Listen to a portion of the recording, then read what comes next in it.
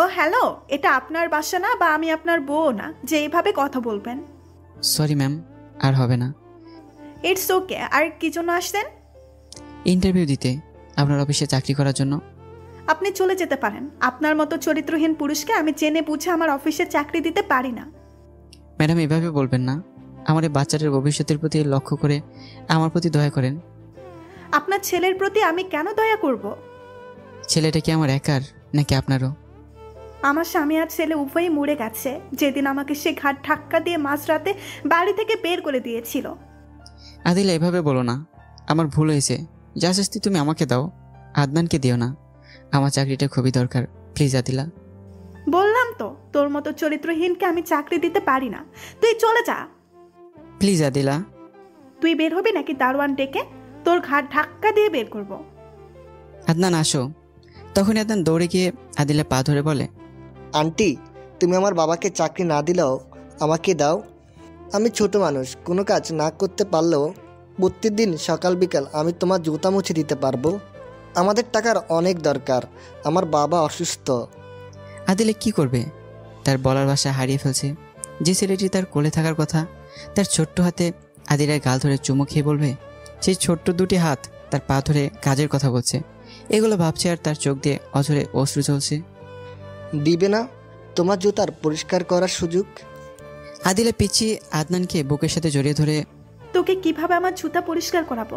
আমি তোর মা হয়ে তোর বাবাকে চাকরি দিতাম যদি একটিবার আজ বলতো, আদিলা আমি তোমাকে অনেক কষ্ট দিছি, আমাকে তুমি ক্ষমা করে দাও, আমি তোমাকে আর কষ্ট দিব না, আমাকে মেনে নাও।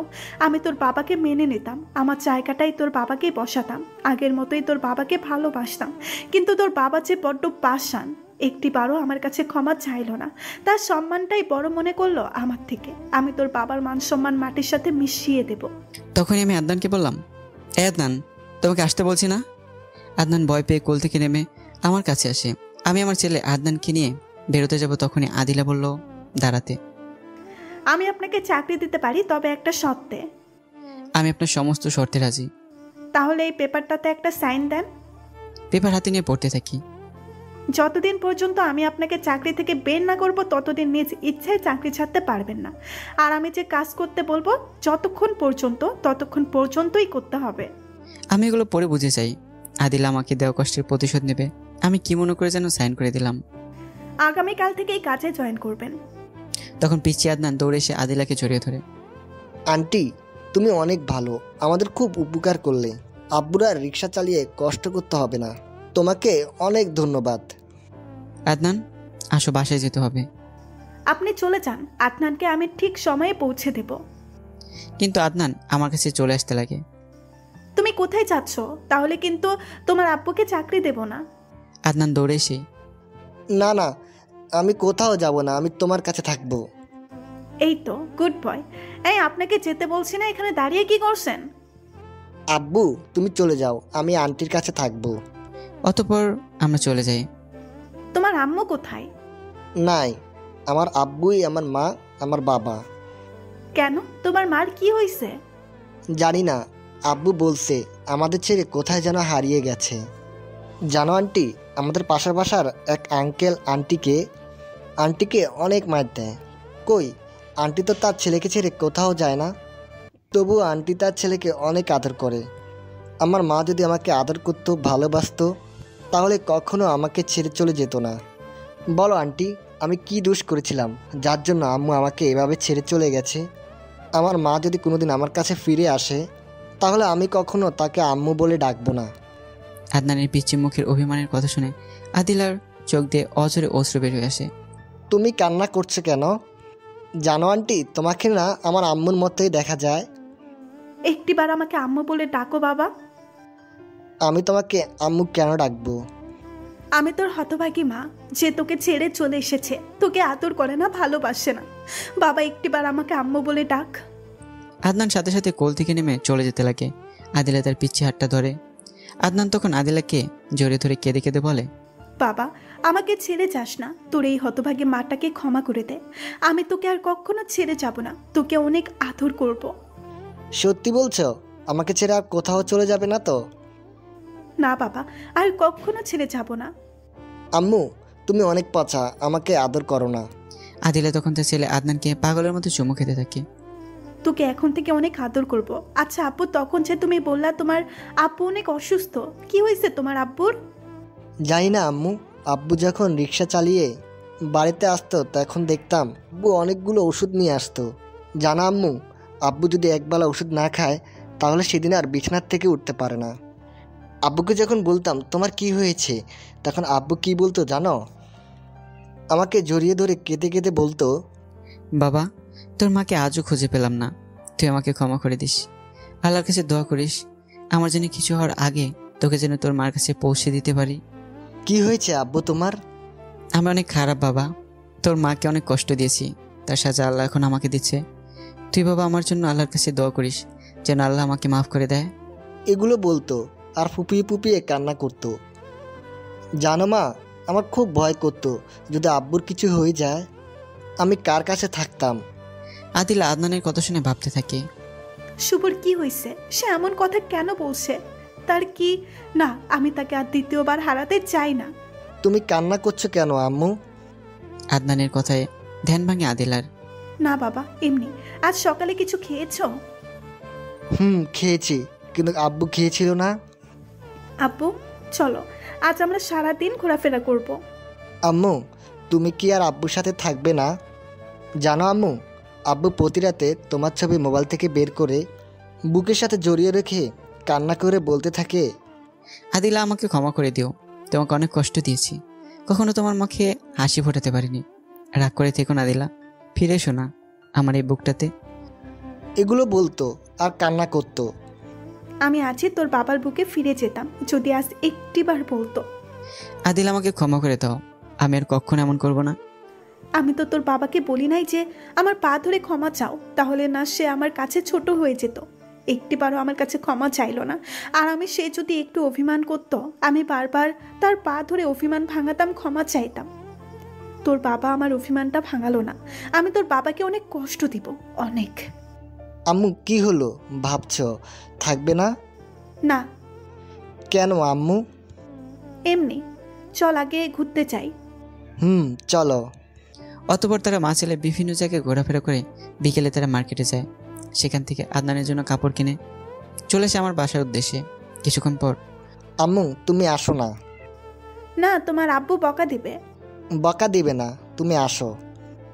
না বাবা, আরেকদিন আসবো। আচ্ছা। তখন আদিলা চলে যায়। পরের দিন আমি অফিসে যাই আদনানকে নিয়ে। ম্যাম আসবো? আসেন। ভেতরে যাওয়ার পর আদনান তার মায়ের কোলে গিয়ে বসে। দাঁড়িয়ে আছেন কেন? বসেন। সত্যি করে বলেন, আপনার কি হয়েছে? শরীর সুস্থ আছে? তা জেনে আপনি কি করবেন? আমার কি কাজ সেটা বলেন। আদিলা আমার কথায় আবার কষ্ট পায়। আপনাদের ধারণা হতে পারে আমি এমন আচরণ কেন করছি, তার যথেষ্ট কারণ আছে আমার কাছে। গল্পের সাথে থাকেন, অবশ্যই সব জানতে পারবেন। ঠিক আছে, যখন বলবেন না শুনেন। আপনার কাজ হলো আদনানকে প্রত্যেক দিন স্কুলে দিয়ে আসবেন আর নিয়ে আসবেন, আর সমস্ত অফিস সকালে বিকালে ঝাড়ু দেবেন। ম্যাম, এত বড় অফিস আমি একা ঝাড়ু কিভাবে দেব? তা আমি জানি না, আমার কাজ ঠিক হলেই হলো। না হলে একটাও চর মাটিতে পড়বে না, সবগুলোই আপনার গালের মধ্যে পড়বে। ও আরেকটা কথা, এগুলো শেষ করে আমার বাসায় যাবতীয় কাজ করতে হবে যতক্ষণ শেষ না হয়। বুঝে যায় যে আদিল আমাকে কষ্ট দিতে চায়। যে মেয়ে আমার একটু কষ্ট সহ্য করতে পারতো না, সে আজ নিজেই কষ্ট দিতেছে। কি হলো জান, হা করে তাকিয়ে আছেন কেন? আমাকে জীবনে দেখেন নাই? আমি আদনানকে নিয়ে বের হয়ে যাই। কিছুক্ষণ পর ফিরে এসে ঝাড়ুর কাজে লেগে পড়ি। সকাল থেকে বিকেল পর্যন্ত ঝাড়ু দিতে থাকি, কিন্তু আমি শেষ করতে পারি না। বিকেলে অফিস ছুটি হলে আদিলা বের হয়ে আসে। তখন আমার কাজ দেখে রেগে যায়। এই অলসের বাচ্চা অলস, এখন পর্যন্ত অর্ধেক ঝাড়ু দিতে পারিসনি? কি করলি সারাদিন? কোনো উত্তর দিতে পারি না, ঘামে আমার শরীর ভিজে একাকার হয়ে গেছে। চল আমার সাথে, আমি গাড়ি চালাবো আর তুই তার পেছনে পেছনে আসবি। প্লিজ একটু আমার প্রতি রহম করেন, এভাবে কষ্ট দেওয়ার থেকে একেবারে মেরে ফেলেন। আমার করা অপরাধের প্রতিশোধ নেন, আমি আর পারছি না। একদিনেই হাঁপিয়ে গেছোস? আরও তো সামনের দিন বাকি আছে। বাড়িতে উঠ, তবে বাসায় গিয়ে গাড়ি ধুয়ে দিবি। তোর মতো চরিত্রহীনের ঘামে আমার গাড়ি নাপাক হয়ে যাবে। গাড়িটা ধৌত করে আমার জন্য রান্না করবি, তারপর হাঁড়ি পাতিল সমস্ত কিছু পরিষ্কার করে বাড়িটা সুন্দর করে চলে যাবি। পরে গাড়িতে উঠে আদিলার বাসায় যাই। এভাবে কিছুদিন কাজ করায় আদিলা আমাকে দিয়ে। একদিন রাতে আমি আদিলার বাসায় কাজ করতে থাকি। এমন সময় আকাশে মেঘের গর্জন আর বিজলি চমকাতে থাকে। কিছুক্ষণ পর মুষলধারে বৃষ্টি পড়তে থাকে। তখনই আদিলা, এখন চলে যা, তোর আর আজ কাজ করতে হবে না। ম্যাডাম, এই অবস্থার মধ্য দিয়ে কীভাবে যাব? বৃষ্টি কমলে চলে যাব না হয়? ওই ছোট্ট কর্তাতে থাকি, কাজ চলে যাব। কি, তোর মতো চরিত্রহীনকে আমার বাসায় থাকতে দিব? যদি একা পেয়ে আমাকে কিছু করিস, আমার উপর ঝাঁপিয়ে পড়িস, আমি তোর মতো চরিত্রহীনের হাত থেকে নিজেকে কিভাবে রক্ষা করব? যা, তুই এক্ষুনি বের হয়ে যা। আদিলার কথা শুনে আমি ঠাস করে বসে যাই। আমি ভাবতে পারিনি আদিলা এমন কথা বলবে। কি রে, তুই এখানে বসে পড়লি যে? ওঠ, চলে যা বাড়ি থেকে। যাচ্ছি ম্যাডাম, তার আগে শুধু একটি কথা বলে যাই। আমি কখনো ভাবতে পারিনি আমার উপর আপনার মনে এতটা ঘৃণা পোষণ করে রেখেছেন। আমি মরে গেলে যখন আপনি খুশি হবেন তো যাচ্ছি। তবে এখান থেকে যাওয়ার পর যদি ম্যাডাম আমার কিছু হয়ে যায়, তো আমার ছেলেটাকে একটু দেখে রাখবেন। নিজের সন্তান মনে করে লালন পালন করবেন। তাকে চরিত্রহীন ছেলে মনে করে কষ্ট দিয়েন না। আর এই চরিত্রহীনটাকে ক্ষমা করে দিন। এই বলে কান্না করে চলে যাই ওখান থেকে। কঠিন বৃষ্টি, রাস্তা অন্ধকার, কিছুই দেখা যায় না। মাঝে মাঝে বিজলির আলোয় কিছুটা রাস্তা দেখা যায়, তাতেই আমি চলতে থাকি। চলতে চলতে আমার পা এক সময় আর চলে না। সামনে একটা বাড়ি দেখে বারান্দায় গিয়ে বসে যাই। পরের দিন সেই বাড়িওয়ালার মেয়ে দরজা খুলে সামনে একটা মানুষকে দেখে চিৎকার দেয়। চিৎকার শুনে মেয়েটির মা দৌড়ে আসে। এই তানজিলা, এভাবে চিৎকার করছিস কেন? মা দেখো, বারান্দায় একটি লোক কিভাবে থরথর করে শীতে কাঁপতেছে। অতঃপর মা মেয়ে আমার কাছে এসে হাত দিয়ে চমকে ওঠে তানজিলা। ভাইয়া, তুমি এই অবস্থা কেন? তোমার কিন্তু। আমি কোনো কথা বলতে পারি না, জ্বরে আমার শরীর পুড়ে যাচ্ছে। আম্মু, ভাইয়াকে ধরো। অতঃপর আমাকে ভেতরে নিয়ে তানজিলা আমার হাতে কিছু কাপড় দেয়, যাতে ভেজা কাপড় পরিবর্তন করি। কিছুক্ষণ পর আমার মাথায় পানি ঢালতে থাকে, কিন্তু জ্বর কমার কোনো নামগন্ধই নেই। যেই জ্বর বেড়েই যাচ্ছে। কিছুক্ষণ পর যখন জ্বর একটু কমে আসে, আমি তখন চোখ খুলি। তানজিলা, বলো ভাইয়া। আমার প্যান্টের পকেটে কিছু ঔষধ আছে, সেগুলো আনো। তানজিলা সেগুলো এনে দিলে আমি খেয়ে নিই। তোমার কাছে টাকা থাকলে আরও একটা ওষুধ নিয়ে আসো। অতঃপর তানজিলা আমার কথা মতো হাসপাতালে যায়। সেখানে তার এক বান্ধবীর সাথে দেখা হয়। এই তানজিলা, কি মনে করে হাসপাতালে? দোস্ত, কিছু ওষুধ নিতে আসছি। কই দেখি। সেগুলো দেখে মাইশা চমকে ওঠে। এই, আন্টির এমন রোগ হয়েছে, আমাকে তো কিছুই জানাসনি।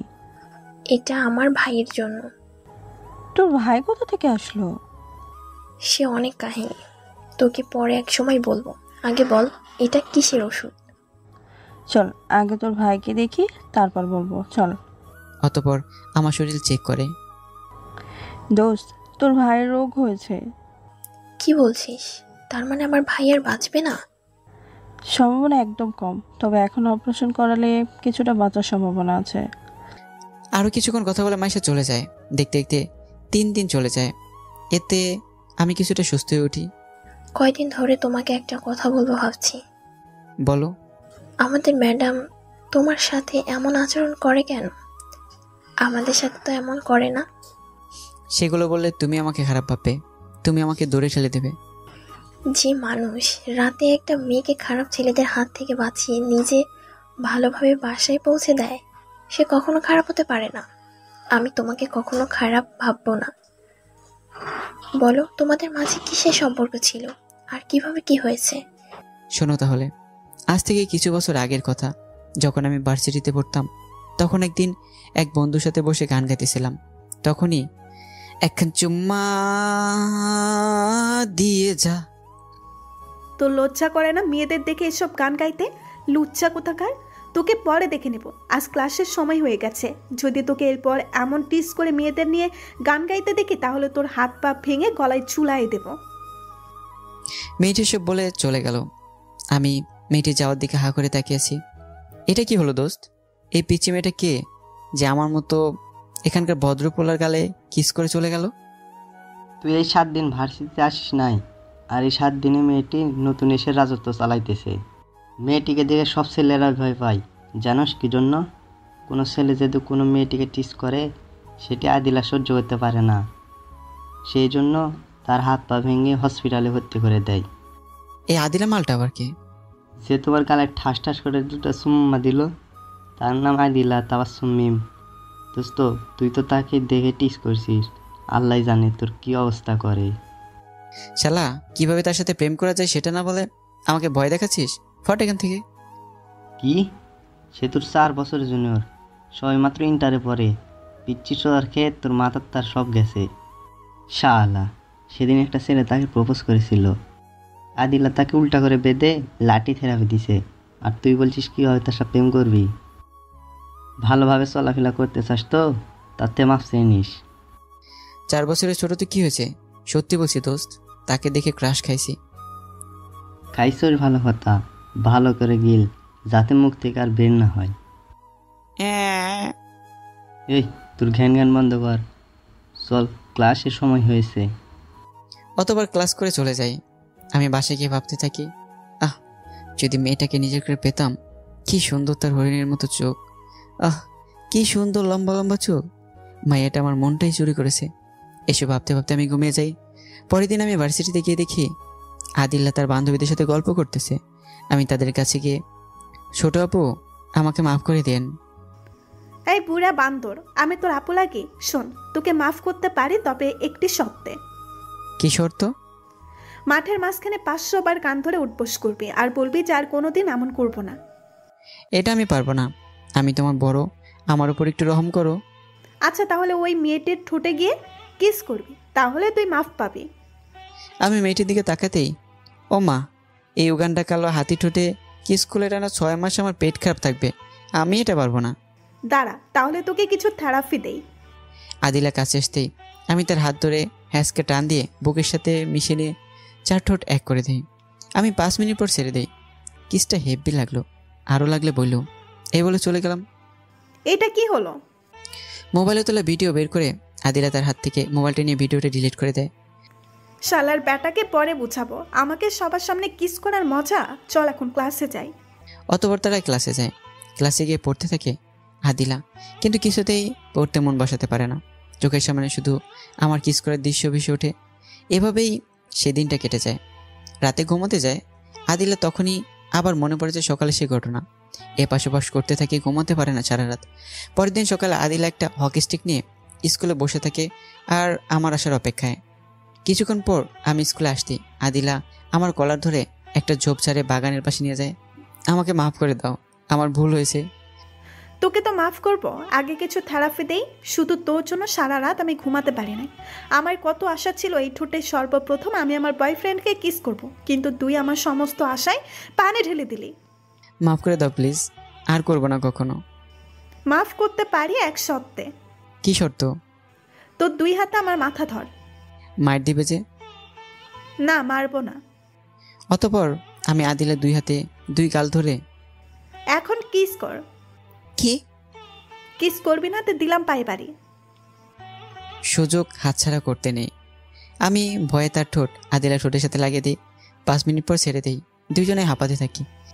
এখন তুই আমাকে প্রপোজ কর। গতকাল তো ঠিকই বলেছিস, আমাকে দেখে নাকি ক্রাশ খাইছিস। আমি অবাক চোখে তাকিয়ে আছি। এই গুন্ডি মেয়ে আমার কাছে এমনিতেই ধরা দিতেছে।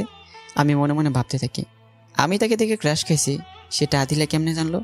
আর সে আমার সাথে এমন ব্যবহার করছে কেন? সে কি আমার মধ্যে প্রথম থেকে আমাকে ভালোবেসে ফেলেছে, নাকি কোনো নাটক করছে আমাকে ফাঁসানোর জন্য? এইভাবে ডাব ডাব করে তাকিয়ে আছিস কেন? আগে প্রপোজ কর, পরে অনেক দেখার সময় পাবি। আদিলার কথা শুনে মনে মনে আমি অনেক খুশি। আমি তো প্রপোজ করতে পারি না। যেইভাবে পারস সেইভাবেই কর। আচ্ছা করছি, বাট কী দিয়ে করব? আমার কাছে তো কোনো ফুল নেই।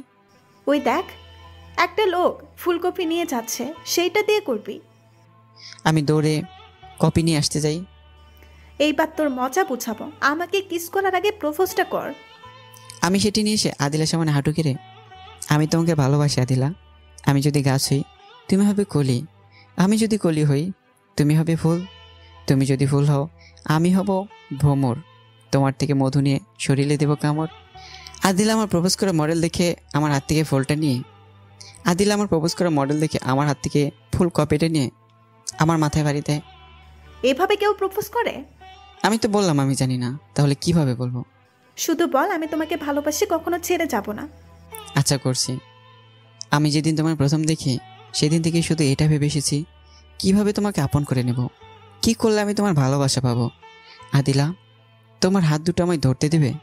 যেই হাত ধরে দুজন এক অজানা পথে হাঁটবো, যেই পথে শুধু তুমি আর আমি থাকবো, আর মাঝে থাকবে শুধু অপরন্ত ভালোবাসা। আদিলা, হবে কি তুমি আমার রাজ্যের রাজরানী? যে রাজ্যে শাসন থাকবে শুধু তুমি? তুমি হবে কি আমার বাচ্চার মা? নেবে কি তুমি আমার অগোছালো জীবনটার গোছানোর দায়িত্ব? কথা দিচ্ছি, কখনো বলে যাব না, সারা জনম ভালোবেসে যাব। আই লাভ ইউ আদিলা, তুমি আমাকে ফিরিয়ে দিও না। আদিলা সাথে সাথে কলার ধরে দাঁড় করে চড় দিতে যাবে, তার আগে আমি চোখ বন্ধ করে নিই। কিছুক্ষণ পর আমার গালে নরম ঠোঁটের ছোঁয়া লাগে। আমি চোখ খুলতেই, তুমি কি মনে করেছো আমি তোমাকে চড় মারবো? তুমি বলো, আমি এই ইনোসেন্ট চেহারায় কিভাবে আঘাত করি? যেই চেহারা দেখে আমি তোমার প্রেমে পড়েছিলাম। আমিও তোমাকে অনেক ভালোবাসি। এই বলে জড়িয়ে ধরে। আমি হব তোমার রাজ্যের রানী, তোমার জীবনে গোছানোর দায়িত্ব নেব। আমায় ছেড়ে যাবে না তো কখনো? না, তোমায় কখনো ছেড়ে যাব না। আমার একটা চিমটি কাটো। কেন? আমি বিশ্বাস করতে পারছি না এগুলো বাস্তব নাকি সত্যি। ও মা গো, এত জোরে কেউ চিমটি কাটে? এবার বিশ্বাস হয়েছে এটা বাস্তব। সত্যি করে একটা কথা বলবে? কি? তুমি এই খ্যাত ছেলেটাকে কিভাবে ভালোবাসলে, কলেজের টপ সুন্দরী হয়ে? আগে চলো একটা পার্কে বসি। চলো। পার্কে গিয়ে আদিলা ঘাসের উপর বসে পড়ে, আর আমি তার রানের উপর মাথা রেখে শুয়ে পড়ি। এখন বলো। আদিলা আমার মাথায় হাত বোলাতে থাকে আর বলতে থাকে, আজ থেকে 3 বছর আগে তোমাকে আমার বাড়ির পাশে একটা মেলায় গান গাইতে দেখেছিলাম। জানো শুভ, সেদিন তোমার গানের সুরের আর তোমার ওই মায়াবী চেহারার প্রেমে পড়ে যায়। যখন তোমার গান শেষ হয় আমি দৌড়ে তোমার কাছে যেতে লাগি, কিন্তু ভিড়ের কারণে তোমার কাছে যেতে পারিনি। ভিড় যখন কমে আসে আমি সেখানে গিয়ে শুনতে পাই তুমি নাকি চলে গেছো। সেদিন তোমাকে অনেক খুঁজেছি, কিন্তু তোমাকে আর পাইনি। এরপর যখনই আমি রাস্তায় বের হতাম তখনই তোমাকে খুঁজে বেড়াতাম। আর প্রত্যেক বছর আমি স্কুল পরিবর্তন করতাম তোমাকে খোঁজার জন্য, শুধু তোমার ভালোবাসা পাওয়ার জন্য। তাই এইবারও এই কলেজে এসেছে শুধু তোমার জন্য। প্রথম দিন এসেই সমস্ত ছাত্রদের দেখেছি, কিন্তু তোমাকে পাইনি। তাই ভাবছিলাম চলে যাব। তখনই আমার এক বান্ধবী মায়া আমাকে বলে, এই আদিলা, তুই তো এই কলেজে নতুন এসেছিস, কলেজের ছেলেদের সম্পর্কে কিছুই জানিস না, তাই আগেই তোকে সাবধান করে দেই। এই বলে মোবাইল থেকে কিছু পিক দেখায়। এইসব ছেলেদের থেকে দূরে থাকবি, না হলে তোর জীবন ষোলোনে তেজপাতা বানিয়ে ফেলবে। কেন রে, এরা কি অনেক খারাপ? না, তাহলে? এরা এক একটা ফাজলের ডিব্বা। এই বন্ধুগুলা যাকে ধরে তার জীবনের 12টা বাজিয়ে দেয়। ও আচ্ছা, তারা তো আর আমাকে চিনে না। যেদিন আমার সাথে ফাজলামি করতে আসবে সেদিন বুঝাবো তাদের এই আদিলা কি জিনিস। আচ্ছা মায়া, সবার প্রথমে যে ছবিটা দেখালি তার আচার ব্যবহার কেমন? কেন রে, পিক দেখে প্রেমে পড়ে গেলি? না, তাহলে? এমনি শুনতে চাচ্ছি। ছেলেটার আচার ব্যবহার আর পড়ালেখা উভয় দিক দিয়েই অনেক ভালো, কিন্তু কিন্তু কি? তার আর্থিক অবস্থা নাই বললেই চলে। আর ছেলেটা প্রচণ্ড দুষ্ট।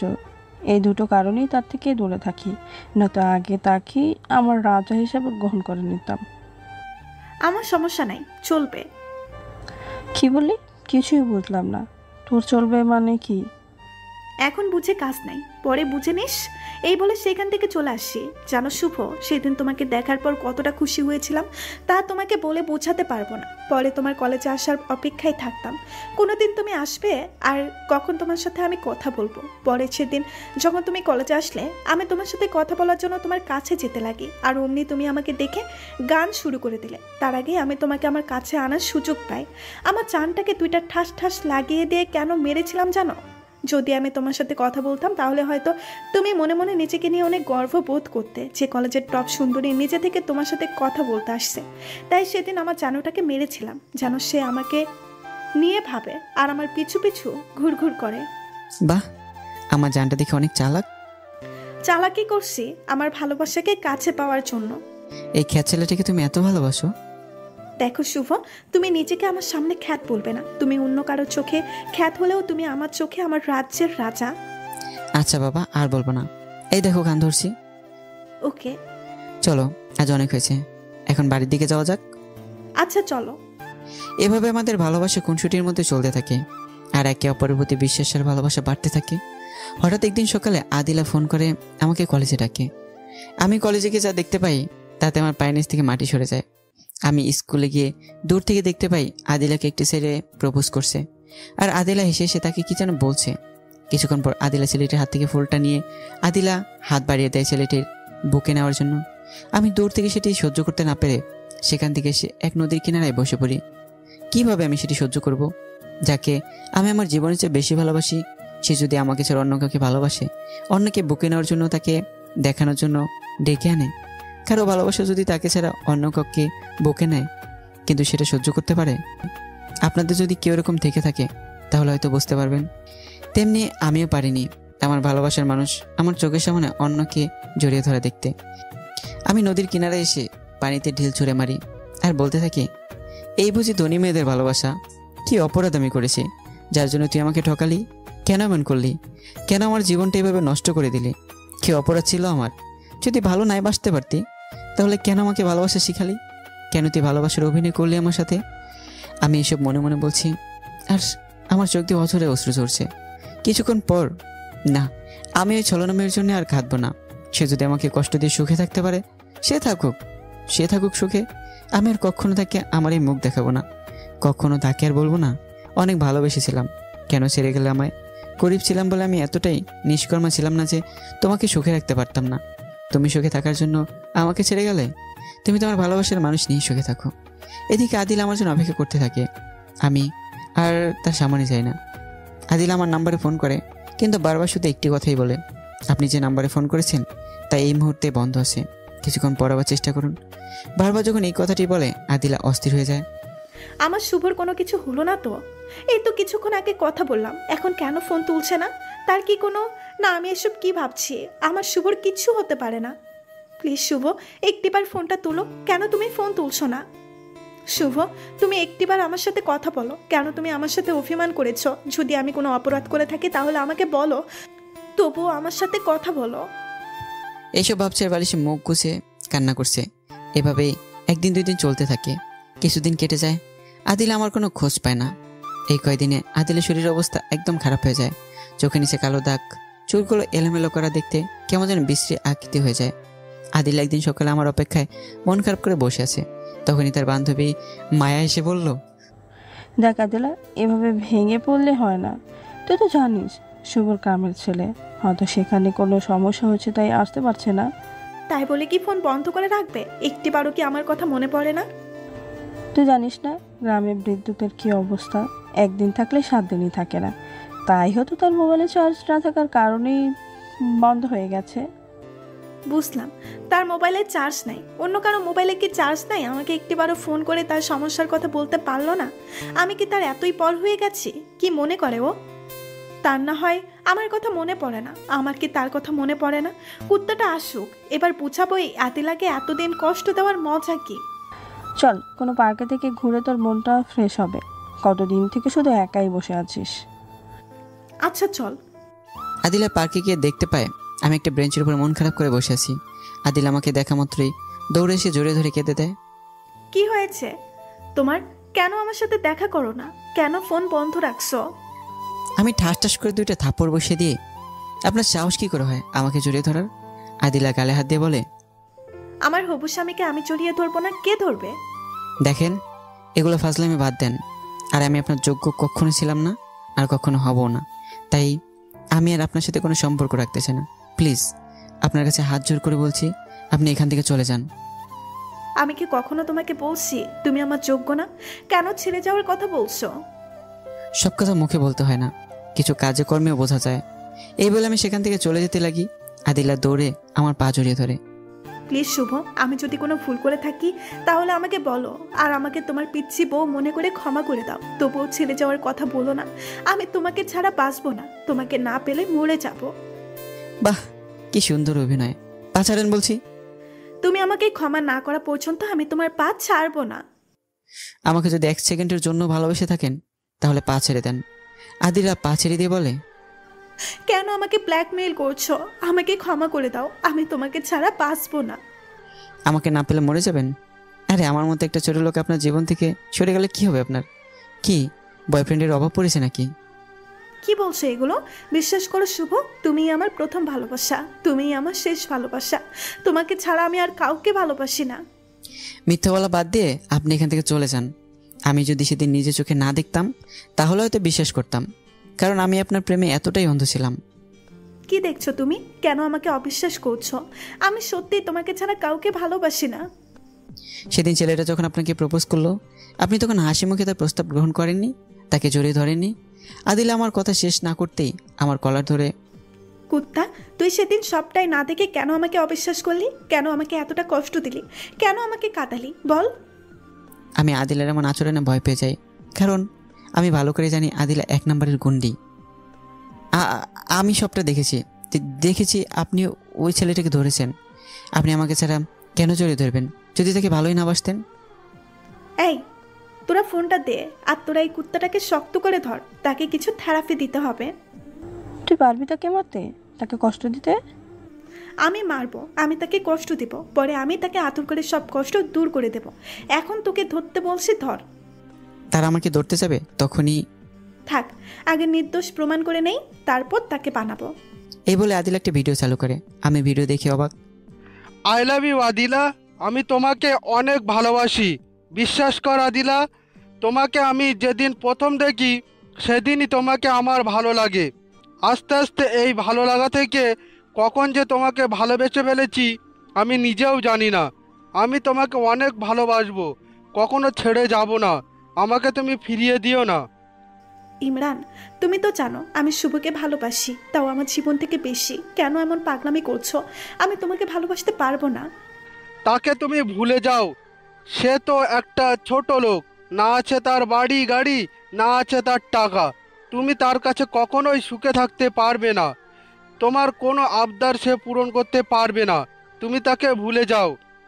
এই দেখো, আমার সবই আছে, টাকা পয়সা বাড়ি গাড়ি। তুমি আমার কাছে সুখে থাকবে, তোমার সমস্ত আবদারই আমি পূরণ করতে পারবো। আদিলা তখন ইমরানের হাত থেকে ফুলটা নিয়ে 2 হাত লম্বা করে, বুকে আসো ইমরান, আমি এমনই একজন লোক আমার লাইফ পার্টনার হিসেবে খুঁজতেছিলাম। ইমরান খুশি মনে আদিলাকে জড়িয়ে ধরতে যাবে, তখনই ঠাস ঠাস করে 2টা চড় বসিয়ে দেয়। কুত্তার বাচ্চা, তোর সাহস কি করে হয় আমার শুভকে ছোট লোক বলার? আর আমি কার কাছে সুখে থাকবো না থাকবো সেটা তোর কাছে চিন্তা করতে হবে না। তুই আমার কে, আর আমি কি অবুঝ নাকি? আমি আমার ভালো মন্দ কিছুই বুঝি না, নিজের ভালো তো পাগলেও বুঝে। শোন, তোকে যদি আমার কোনো দিন আমার সামনে দেখি তাহলে তোর হাত পা ভেঙে গলায় ঝুলাই দেব। কাজটা তুমি একদমই ভালো করলে না। দেখে নিও, আমি তোমাদের দুজনকে কখনো একসাথে থাকতে দিব না। তোমাদের কখনো সুখের সংসার আমি করতে দিব না। যা যা, তুই যা পারিস তাই করিস, কখনো তুই আমাদের মাঝে ফাটল সৃষ্টি করতে পারবি না। তুই আমাদেরকে পৃথক করতে যদিও শুভ কখনো ভুল করে, দরকার পড়লে আমি তার কাছে ক্ষমা চাইবো, তবুও কখনো তাকে ছেড়ে দেব না। সেটা দেখা যাবে। এই বলে চলে যায়। আদিলা তখন আমার হাত থেকে মোবাইলটা কেড়ে নেয়। কুত্তা, দেখছস তো আমি কাকে ভালোবাসি? আমাকে ভুল বুঝে এতদিন কেন কষ্ট দিলি, কেন কাঁদালি? যা, তোর সাথে ব্রেকআপ। আজ থেকে তুই আমার সাথে কোনো যোগাযোগ রাখবি না, আমার সামনে কখনো আসবি না, আমার ফোন বা মেসেজ করবি না। এই বলে চলে যেতে লাগে। ঠিক আছে, ভালো থেকো, বাই। এই বলে পিছন দিক ফিরে চলে যেতে লাগি। তখনই আদিলা পিছন থেকে জড়িয়ে ধরে পিঠে কিল ঘুষি দেয়, আর কেঁদে কেঁদে বলে, আমাকে তোর কষ্ট দিতে খুব ভালো লাগে তাই না? আমি তোকে আমার জীবন থেকে বেশি ভালোবাসি, এটা প্রকাশ করেছি, এই জন্য আমাকে বারবার কষ্ট দিস। আমাকে ক্ষমা করে দাও। আমি আর আমার জানটাকে কখনো কষ্ট দিব না। তুমি তো একবার আমার বাসায় বলতে পারতে, তাহলে তো আর এত কষ্ট হতো না। বান্দর, তুই তোর বাসা কোথায় সেটা কি আমাকে বলেছিস যে তোর বাসায় আমি যাব? তুমিও তো বলনি। তুই বলিস নাই, তাই আমিও বলি নাই। যাই হোক, আমাকে তুমি ক্ষমা করে দাও। আমি আর কখনো তোমাকে ভুল বুঝবো না, যদিও তুমি আমাকে ছাড়া অন্য কাউকে ভালোবাসো। কি বললি কুত্তা? আমি তোকে ছাড়া অন্য কাউকে ভালোবাসবো? যা, তুই আমার সাথে কোনো কথা বলবি না। এই বলে চলে যেতে লাগে। আমি অমনি আদিলাকে টান দিয়ে 4 ঠোঁট এক করে দিই। প্রায় 7 মিনিট পর ছেড়ে দিয়ে আমার পিছিটার বুঝি অনেক অভিমান। এই যে দেখো, কান ধরছি, আর কখনো এমন কথা বলবো না। আমাকে ক্ষমা করে দাও। ক্ষমা করতে পারি একটা শর্তে। বলো, তোমার কি শর্ত? এখন থেকে দুপুর পর্যন্ত আমাকে জড়িয়ে ধরে বসে থাকবি আর আমাকে আদর করবি। 2, না হয় আমাকে এই সমস্ত পার্কগুলো নিয়ে ঘুরবি। এগুলো কি কোনো শর্ত হলো? আমি পারবো না। Thanks, good bye. এই বলে চলে যেতেই আমি আদিলের কোমর ধরে বুকের সাথে মিশিয়ে 4 ঠোঁট এক করে দিই। আদিলা আমার ঠোঁটের পাগলের মতো সুস্থে থাকে। প্রায় 5-10 মিনিট হয়ে যায়, তবুও ছাড়ার কোনো নামগন্ধই নেই। তখন মায়া বলে উঠল, এই মেরে ভাই আর বোন, তোরা কি ছাড়বি নাকি লিপ কিস করে শহীদ হয়ে যাবি? মায়ের কথায় আদিলা ছেড়ে দিয়ে হাঁপাতে হাঁপাতে বলে, দেখতেই আসছো তোর দুলাভাইয়ের সঙ্গে রোমান্স করছি, তো তোর চোখ বন্ধ করে রাখতে পারিস না? আমি একা বললাম তাই আমার দোষ হলো? হইছে, বলবি কেন? সময় হলে এমনিতেই ছেড়ে দিতাম। বোন, তোর কাছে হাত জোর করে ক্ষমা চাই, আমার ভুলে গেছে, আমার মাফ করিস। ভুল করবি কেন আর ক্ষমা চাইবি কেন? দেখ কতগুলো মানুষ এদিকে তাকিয়ে আছে আর তোদের নিয়ে কি যেন বলছে, তাই বলছি।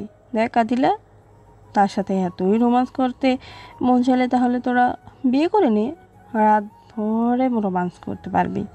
এভাবে রাস্তাঘাটে মানুষ খারাপ বলবে। মানুষ কে কি বললো তাতে আমার কোনো চাইও আসে না। আর কি বললি? বিয়ে? হ্যাঁ, আমরা অতি শীঘ্রই বিয়ে করব। তোর মনে চাইতেই করিস, এখন চল ক্লাসে যাই। তোরা যা, আমি আমার জানুটার সাথে আরও রোমান্স করব। আচ্ছা তোরা থাকলে যাক, আমি গেলাম। অতপর তারা চলে যায়। তারা চলে যেতেই আমি বললাম, তুমি তাদের একা যেতে দিলে কেন? আমরা তাদের সাথে যেতাম। এখানে থেকে কি করব? এই 7 দিন অনেক কষ্টে কেটেছে আমার, তাই সারাদিন আজ তোমার সাথে থাকবো, তোমার সাথে সময় কাটাবো। প্লিজ তুমি না করো না। আচ্ছা, আমার পিচ্ছি বউ, তোমার যতক্ষণ মন চায় আমার সাথেই থাকো। তবে এখন কোথায় যাবে? আর সারাটা দিন তোমার হাত ধরে এই পার্কগুলোতে ঘুরবো। আচ্ছা চলো তাহলে। অতপর আমরা একে অপরের হাত ধরে পার্কে ঘুরতে লাগলাম, আর ভবিষ্যতে কি করব না করব তা নিয়ে নানান রকমের গল্প করতে লাগলাম। এভাবে বিকেল পর্যন্ত ঘোরাঘুরি করে বাড়ির দিকে ফিরতে যাব, তখনই আদিলা বলল, শুভ, ওই যে দেখো একটা ফুচকার দোকান। তাতে কি হয়েছে? না কিছু না। আমি তখন আদিলাকে কোলে নিয়ে, আমার পরিটাকে রাগ করেছে আমার ওপর। আমার পরিটা রাগ করেছে একদম ভালো লাগে না, পেতনির মতো দেখা যায়। আমার পেতনিটার বুঝি ফুচকা খেতে মন চাইছে। আমি আজ নিজ হাতে আমার পরিটাকে ফুচকা খাওয়াবো। আমার কথা শুনে আদিলা আমার গায়ে ছোট্ট করে একটা কিস করে। এ কি করলে? কিস করলে কেন এখন? আমার জানোটা যে আমার মনের কথা বুঝে যায়। আমি ফুচকার দোকান দেখার সাথে সাথে এই জন্য তোমাকে বলেছিলাম যাতে তুমি নিজ হাতে আমাকে ফুচকা খাওয়াই দাও, আর সেটি তুমি আগেই বললে, তাই অগ্রিম একটা কিস দিলাম। অতপর আমি আদিলাকে কোলে নিয়ে ফুচকার দোকানে যাই। তবে চোখের ইশারায় ফুচকাওয়ালাকে কিছু একটা বললাম। ফুচকাওয়ালা একটা মুচকি হাসি দিয়ে বলল, আচ্ছা ম্যাডাম, আপনারা বেঞ্চে গিয়ে বসেন। এই মামা, 2 প্লেট ফুচকা দেন। অতপর আমরা বেঞ্চে বসতেই ফুচকাওয়ালা ফুচকা নিয়ে সামনে আসলো। আমি তখন প্লেট থেকে একটা ফুচকা নিয়ে আদিলার মুখের সামনে ধরি। আদিলা সেটি খেয়ে নেয়। অতপর আদিলা একটি নিয়ে আমার মুখের সামনে ধরে আর মনে মনে ভাবে, খাও চান্দু, বুঝবে মজা কত ধানে কত চাল, আমাকে পেতনি ডাকা। এই যে নেন আপনাদের ফুচকা। কি হলো আদিলা, কি ভাবছো? আমাকে আর খাওয়াবে না? জানো তোমার হাতের ফুচকা কত টেস্ট লাগে? আমার কথা শুনে আদিলা ধ্যান ভাঙে। একে একে সব খাওয়ালো। যখন আদিলা দেখলো যে আমি ফুচকাকে কোনো রিয়েক্ট করছি না, তখন আদিলা ফুচকাওয়ালার দিকে ইশারায় কি যেন বলে। ম্যাডাম, সবচেয়ে বেশি করে দিয়েছি। ফুচকাওয়ালার কথা শুনে আদিলা মন খারাপ করে ফেলে। সে তার প্ল্যানে সাকসেস হতে পারে নাই, এই জন্য। আমার জানুটার আবার কি হলো? প্ল্যানে সাকসেস হওয়া নাই, এই জন্য মন খারাপ বুঝি? তুমি কি ভাবছো ফুচকার ঝাল বেশি দিলে আমি খেতে পারবো না? আমি অনেক ঝাল খেতে পারি। আমি তোমার উপর প্রতিশোধ নিতে চেয়েছিলাম যখন তুমি আমাকে পেতনি ডাকছিলে, তার জন্য ভেবেছিলাম তোমাকে বেশি ঝাল খাওয়ায় কষ্ট দিব। অতপর গল্পের নায়িকার মতো আমার গোলাপি ঠোঁটের ছোঁয়া দিয়ে তোমার ঝাল কমিয়ে দেব। একটাও পেলাম না, তার জন্য মন খারাপ। আচ্ছা আসো, তোমার একটা আশা পূরণ করি। এই বলে আমি আদিলাকে কাছে টেনে 4 ঠোঁট ট্যাগ করে দেই। আর এদিক থেকে আমাদের সমস্ত রোমান্টিক মুহূর্তগুলো কে একজন ভিডিও রেকর্ড করে নেয়। আমি আদিলের কোমর ধরে টান দিয়ে আবার 4 ঠোঁট ট্যাগ করে দিই। 4 মিনিট পর ছেড়ে দিয়ে, এবার খুশি তো? আদিলা, তুমি আমাকে কতটুকু ভালোবাসো জানি না, তবে তোমার সাথে যদি আমি বিয়ের আগে রুম ডেট করতে চাই, তুমি কি রাজি হবে? একবার কেন, 1000 বার তোমার সাথে বিয়ের আগেই রুম ডেট করতে রাজি আছি। এত ভালোবাসো আমাকে? ধরো আমি যদি তোমার সাথে রুম ডেট করার পর তোমাকে ছেড়ে দিই? তোমার প্রতি আমার সীমাহীন বিশ্বাস আছে যে তুমি আমাকে কখনোই ছেড়ে দিবে না। এই বিশ্বাস নিয়েই তোমার হাতটা ধরেছি আমি। ধরো আমি তোমার থেকে সুন্দরী কোনো মেয়ে পেয়ে তোমাকে ছেড়ে দিলাম, তখন তুমি কি করবে? সারা জীবনের জন্য এই পৃথিবী ছেড়ে চলে যাব। না দিলা, এমন কথা বলো না। আমি তোমাকে ছাড়া বাঁচতে পারবো না, কখনো তোমাকে ছেড়ে দেব না। মরার আগ পর্যন্ত তোমার এই হাত শক্ত করে ধরে রাখবো। এই বলে আদিলাকে বুকের সাথে জড়িয়ে নেই। কিছুক্ষণ পর আদিলা, চলো এবার বাসার দিকে যাওয়া যাক, সন্ধ্যা হয়ে আসছে। আগে তাহলে একটা পাপ্পি দাও। আমি আদিলার কপালে একটা পাপ্পি দিই। অতপর আমরা দুজনে আমাদের গন্তব্যে রওনা হই। আদিলা বাড়িতে এসে ফ্রেশ হয়ে মাগরিবের নামাজ পড়তে বসে। অতপর রাতে ডিনারের সময় আমরা সকলে একসাথে খেতে বসি। তখনই তার পিতা প্রশ্ন করে বসে, আদিলা, ছেলেটি কে? কি তার পরিচয়? কোন ছেলেটি বাবা? যার সাথে আজ সারাদিন ঘোরাফেরা করছো? ও, সে আমার ফ্রেন্ড। শুধুই কি ফ্রেন্ড? হুম। তাহলে এগুলো কি? মোবাইল থেকে আমাদের রোমান্টিক মুহূর্তের কিছু ফটো দেখায়। সরি বাবা, আমরা দুইজন দুজনকে ভালোবাসি, যদিও ছেলেটি গরিব। দেখো আদিলা, আমি ভালোভাবে তোমাকে বলছি, তুমি তাকে ভুলে যাও। আমি তোমাদের সম্পর্ক কিছুতেই মেনে নিতে পারবো না। আমার পক্ষে তাকে ভোলা সম্ভব নয়। আমি তাকে ভালোবাসি আর আমি তাকেই বিয়ে করব। তোর এত বড় সাহস, তুই আমার মুখের উপর কথা বলিস? তোর আজ থেকে কলেজ যা বন্ধ। 3 দিন পর আমার বন্ধু লন্ডন থেকে আসবে, তখন তার ছেলের সাথে তোকে বিয়ে দিব। তখন দেখব তোদের ভালোবাসা কই থাকে। এই বলে আদিলাকে একটা করে বন্ধ করে দেয়। এদিকে আমি আদিলাকে রাতে ফোন দিই, কিন্তু ফোন বন্ধ। আমি তার কথা চিন্তা করতে থাকি, আমার আদিলা কিছু হলো না তো, ফোন কেন তুলছে না, এসব ভাবতে ভাবতেই ঘুমিয়ে যাই। পরের দিন আমি ঘুম থেকে উঠে ফ্রেশ হয়ে তাড়াতাড়ি স্কুলে গিয়ে আদিলার জন্য অপেক্ষা করতে থাকি। কিন্তু অপেক্ষায় রয়ে যায়। আমার আদিলা আর আসে না, সে আসবেই বা কীভাবে? এদিকে আদিলা তার খাওয়া দাওয়া বাদ দিয়ে দেয়। দেখতে দেখতে 2টা দিন চলে যায়। এতে আমি অনেকটাই ভেঙে পড়ি। আদিলার সাথে কথা হচ্ছে না, দেখাও হচ্ছে না বলে।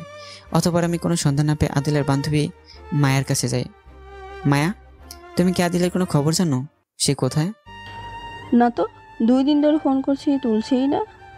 আমার আর তার বাড়ি যাওয়ারও সুযোগ হচ্ছে না। আর তোমার শরীরের এই অবস্থা কেন? জীবনে দেখলাম 2টা পাগল। প্রথম আদিলার অবস্থা দেখলাম, এখন দেখছি তোমার। আল্লাহ না করুক, যদি তোমাদের মধ্যে কারো কিছু হয়ে যায়, তখন তোমাদের যে কি হবে। প্লিজ এগুলো বাদ দাও, আগে আমার আদিলের খবরটা আমাকে দাও প্লিজ। আমি তো তার খোঁজ জানি না, তবে চল দেখি তার বাসায় যাই। অতপর আদিলার বাসার দিকে রওনা দেওয়া হয়। অতপর কিছু দূর যাওয়ার পর মায়া বলল, তুমি এখানে দাঁড়াও, আমি ভিতরে গিয়ে দেখছি। আচ্ছা। অতপর মায়ের ভিতরে গিয়ে আদিলার মাকে আদিলার কথা জিজ্ঞেস করতেই, আন্টি, আদিলা কোথায়? 3 দিন ধরে কলেজে যাচ্ছে না। ওকে তার পিতা ঘরে আটকে রাখছে। সে নাকি কোন গরিব ছেলেকে ভালোবাসে। আমরা সেটা মেনে নিব না, তাই তার পিতা ঘরে আটকে রাখছে। মা, তুমি তাকে একটু বোঝাও যে এগুলো ভালোবাসা না, আবেগ, যা দূর হয়ে গেলেই কষ্টের সাগরে পতিত হবে। আচ্ছা আন্টি, আমি তাকে বোঝাচ্ছি, চাবিটা দেন। তালা খুলে তাকে কোথাও নিয়ে যেও না, তাহলে কিন্তু তার বাবা আমাকে মেরেই ফেলবে। আচ্ছা আন্টি, আপনি নিশ্চিন্তে থাকুন, আমি তাকে কোথাও নিয়ে যাব না। অতপর আদিলার মা মায়ের কাছে চাবি দেয়। মায়ের চাবি নিয়ে তালা খুলে ভেতরে ঢুকে দেখতে পায় আদিলা উপর হয়ে শুয়ে আছে। তোরা যখন এতই একজন অন্যজনকে ভালোবাসিস, তাহলে পালিয়ে গিয়ে বিয়ে করে নে। একজন তো ঘরের মধ্যে বন্দি অবস্থা কষ্ট পাচ্ছে, আর একজন তো প্রায় আত্মরাই হয়ে গেছে। হঠাৎ এমন কথা শুনে আদিলা চমকে ওঠে আর পিছনে তাকায়। মায়াকে দেখে শোয়া থেকে উঠে দৌড়ে জড়িয়ে ধরে কেঁদে দেয়। প্লিজ মায়া, তুই আমাকে এখান থেকে বের হওয়ার সুযোগ করে দে। আমি যার পারছি না। আব্বু কালই আমার বিয়ে ঠিক করেছে তার বন্ধুর ছেলের সাথে। তুই আমাকে নিয়ে যা, আমি শুভকে ছাড়া বাঁচবো না। মেয়ে মানুষ কীভাবে তোকে নিয়ে যাবো? আর আন্টিকেও তো কথা দিয়েছি, যা বলার তো শুভকে বল, তোর জন্য প্রায় পাগল হয়ে গেছে, বল। এই বলে ফোনটা এগিয়ে দেয়। আদিলা ফোনটা হাতে নিয়ে আমাকে ফোন দেয়।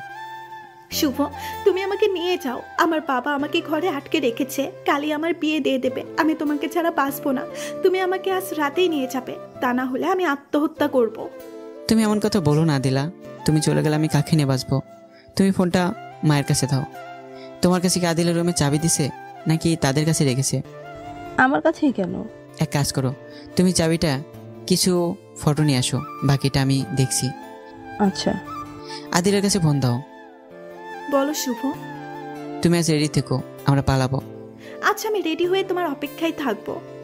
আচ্ছা তাহলে ফোন রাখলাম। এই শোনো। বলো। উম্মা।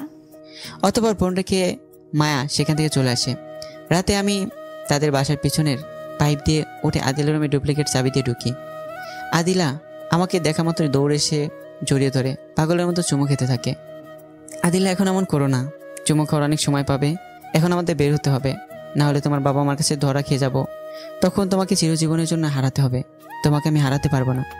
তোর মজাটাই নষ্ট করে দিলে, তাহলে কিন্তু পরে এর সুদে আসলে নিব। আরে বাবা, তুমি যেভাবে মন চায় সেভাবেই নিও, সমস্যা নেই, এখন তো চলো। অতবার আমরা রাতে একটা বাসে উঠে পড়ি, আর বাস আমাদের চট্টগ্রামে নামিয়ে দেয়। এখন একটা বাসা ভাড়া নিতে হবে আর আমাদের বিয়ে করে ফেলতে হবে। আচ্ছা চলো, আগে বিয়ের কাজটা সেরে ফেলি, পরে বাসা খুঁজবো। চলো। অতবার আমরা একটা কাজে অফিসে গিয়ে বিয়ে করে নিই। অতবার একটা বাসা খুঁজতে থাকি, কিছুক্ষণ পর একটা বাসা খুঁজে পেয়ে যাই আমরা। তারপর বাসার রুম গোছাতে গোছাতে রাত হয়ে যায়। পরে আমরা ফ্রেশ হয়ে রাতের খাবার খেয়ে আদিলা আয়নার সামনে বসে পড়ে। কি করছো এখন? আমার জানুটার জন্য সাজতেছি। তুমি তো এমনিতেই সুন্দর। তা বললে কি আর হয়? আজ না আমাদের বাসর রাত।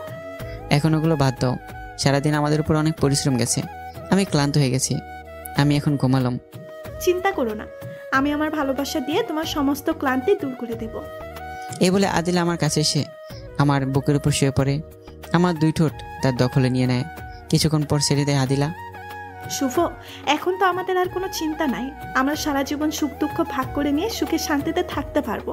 তবে তুমি এখন একটা চাকরি দেখো, আমার কাছে যে টাকা আছে তা দিয়ে কিছুদিন চলে যাবে। যদি তোমার একটা চাকরি হয় তাহলে আমাদের সুখ শান্তি দেখে কে?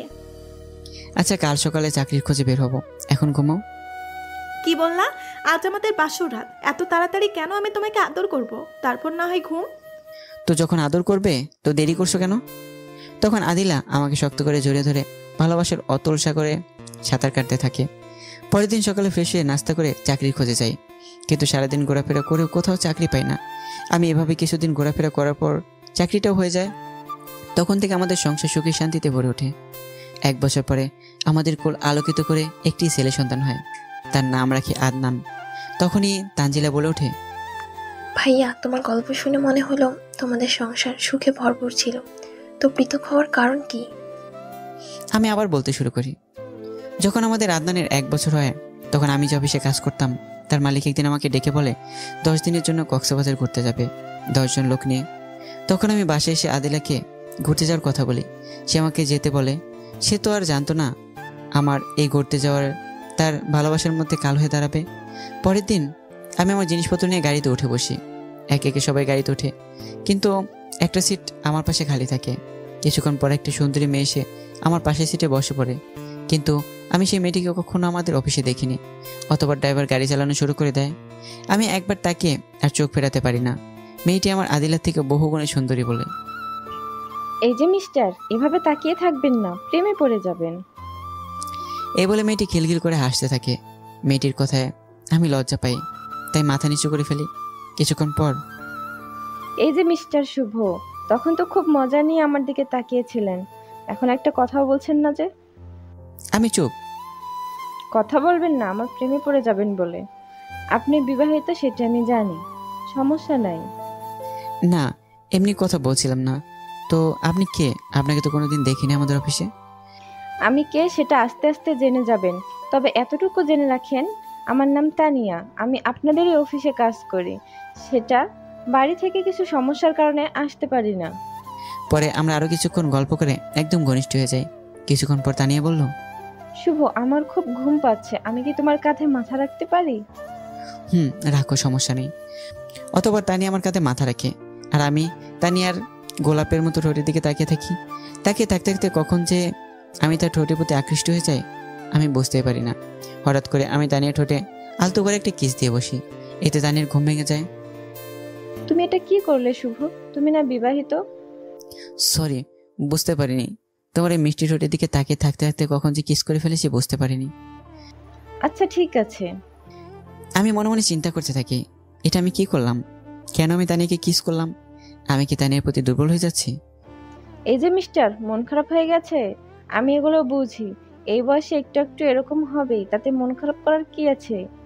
আমি লজ্জা মুখে মুখে তানিয়ার দিকে তাকাতেই তানিয়া আমার ঠোঁট দুটো নিজের দখলে নিয়ে নেয়। 5 মিনিট পর ছেড়ে দিয়ে তানিয়া হাঁপাতে হাঁপাতে বলে, কেমন দিলাম? তখন চুরি করে আমার ঠোঁটে কিস করছো, এখন প্রকাশ্যে দিয়ে দিলাম, যাতে আমারে কিস করলে আর চুরি করে না করো। আমি কোনো কথা বলতে পারি না। তানিয়ার ব্যবহারে যেন আমি বাকশক্তি হারিয়ে ফেলেছি। এই শুভ, কথা বলছো না কেন? আবার দিতে হবে নাকি? না না, তানি একটা কথা বলবো? বলো, কি বলবে? তখন আমি না হয় তোমার মায়ের পরে তোমাকে কিস করেছিলাম, কিন্তু তুমি আমাকে কিস করলে কেন? তুমি তো জানো আমি বিবাহিত। জানতাম, কিন্তু আমি তোমাকে কেন কিস করেছি তা তুমি আজকেই জানতে পারবে। অতপর আমরা আরও কিছু কথা বলে আমাদের গন্তব্যে পৌঁছি। আমি দেখতে পাই তানিয়া আমার রুমটার পাশেই পড়েছে। কক্সবাজারে আমরা 10 দিন থাকি।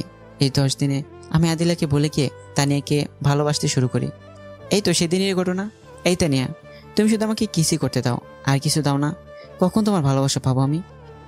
শুভ, তোমাকে তো বলছি আমি সতীনের সংসার করতে পারবো না। এই হয় তুমি তোমার বউকে ভুলে যাও, না হয় আমাকে ভুলে যাও।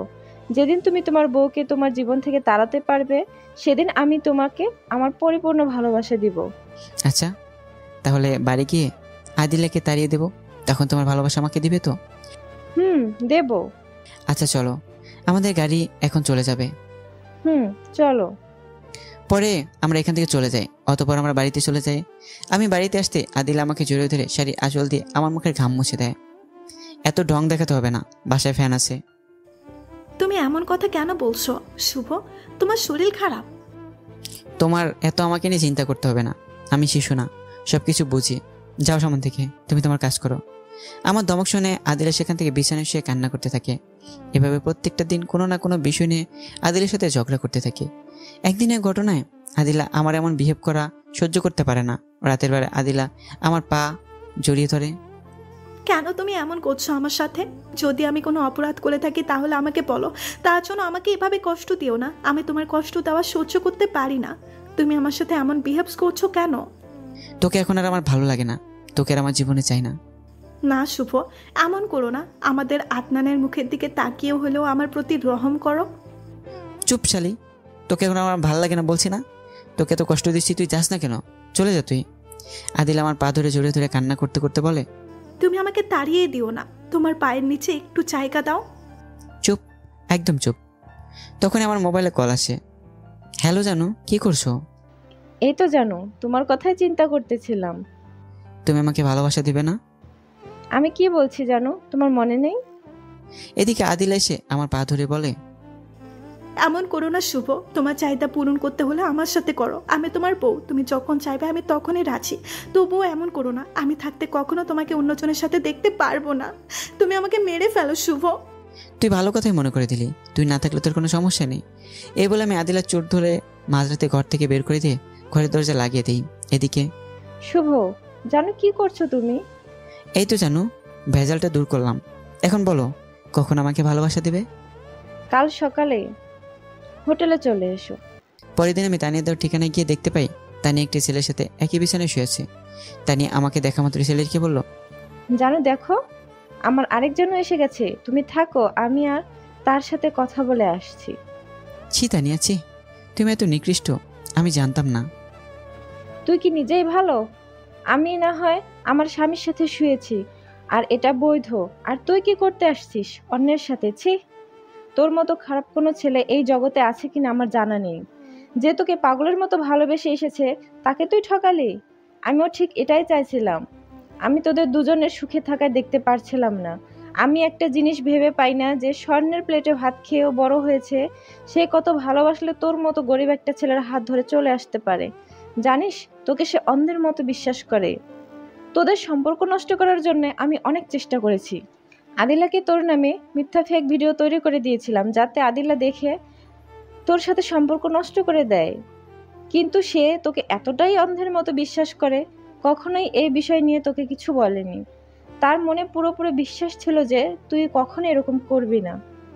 যখন আমার সমস্ত প্ল্যানে আদিলার কাছে ব্যর্থ হয়, তখন আমি তোকে আমার প্রেমের ফাঁদে ফেলানোর চেষ্টা করি, আর তুই আমার ফাঁদে পা দিস। কেন এভাবে আমাদেরকে আলাদা করলে?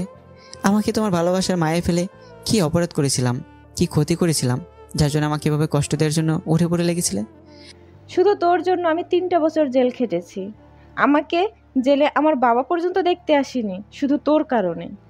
আর দেখ তো, একে চিনতে পারিস কিনা? বিছানার উপর শুয়ে থাকা ছেলেটাকে দেখে আমি এতক্ষণ তার দিকে খেয়াল করি নাই। ফলে চিনতে পারি নাই। আমি তার দিকে তাকাতে চমকে উঠি। তুমি ইমরান না? আমি ইমরান, যাকে তোর বউ কলেজে সবার সামনে আমাকে থাপ্পড় দিয়েছিল।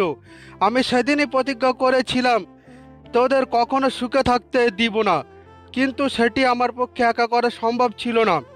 কিন্তু যখন আমি জানতে পারি তুই তানিয়াকে পুলিশ দিয়ে ধরিয়ে দিয়েছিস, এতে তানিয়া তো শত্রু হয়েছে।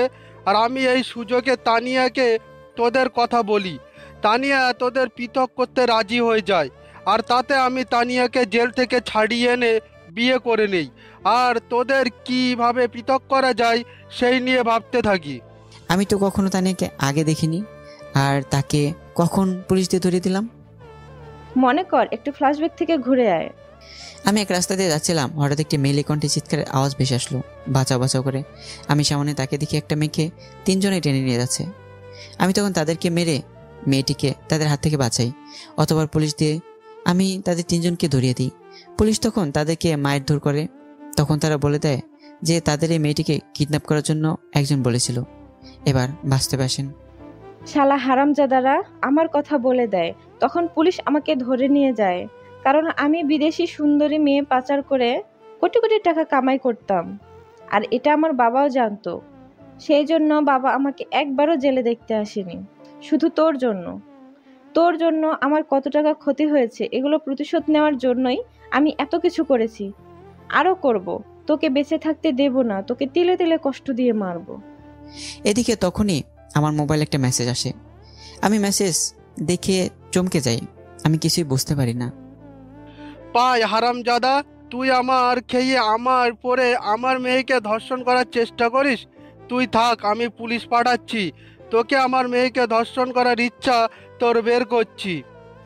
এই বলে তার মোবাইল একটা ভিডিও চালু করে, যেখানে দেখতে পাই আমি তানিয়াকে ধর্ষণ করার চেষ্টা করছি। কিরে, মেসেজ দেখে অবাক হচ্ছিস? অবাক হওয়ার কিছু নেই। আমি এই ভিডিওটা বাবাকে দিয়েছি অন্য একটা নাম্বারে, কারণ বাবা তোকে অনেক বিশ্বাস করত। একটা কথা মনে রাখিস, বিপদ যখন আসে তখন সব জায়গায় আসে। সেদিন বাসে তোকে বলেছিলাম না আমার পরিচয় আস্তে আস্তে জেনে যাবি? এখন তোকে পরিচয়টা দিলাম। আর সেই ট্যুরের ব্যবস্থার কথা আমি বাবাকে বলেছিলাম, যাতে তোকে ফাঁসাতে পারি। বাবা প্রথমে রাজি ছিল না। যখন আমি বলি যদি তুমি ট্যুরের ব্যবস্থা করো তাহলে সমস্ত খারাপ কাজ আমি ছেড়ে দিব, তখন বাবা রাজি হয়। আর শোন, এখনো তোর কিছু সময় হাতে আছে, তোর ছেলেকে বাঁচা। বাবা পুলিশ তোর ছেলের কাছেই পাঠাইছে, কারণ তুই তোর ছেলেকে ভীষণ ভালোবাসিস। তাকে ধরলে তুই এমনিতেই থানায় যাবি। তানিয়ার কথা শুনে আমি দৌড়ে বাড়ি চলে যাই। সেখানে কাজের বুয়া থেকে তার ছেলেকে নিয়ে আসতে যাব, তখনই সামনে টেবিলের উপর একটা কাগজে দেখতে পাই। আমি এক হাতে সেটি নিয়ে পড়তে থাকি।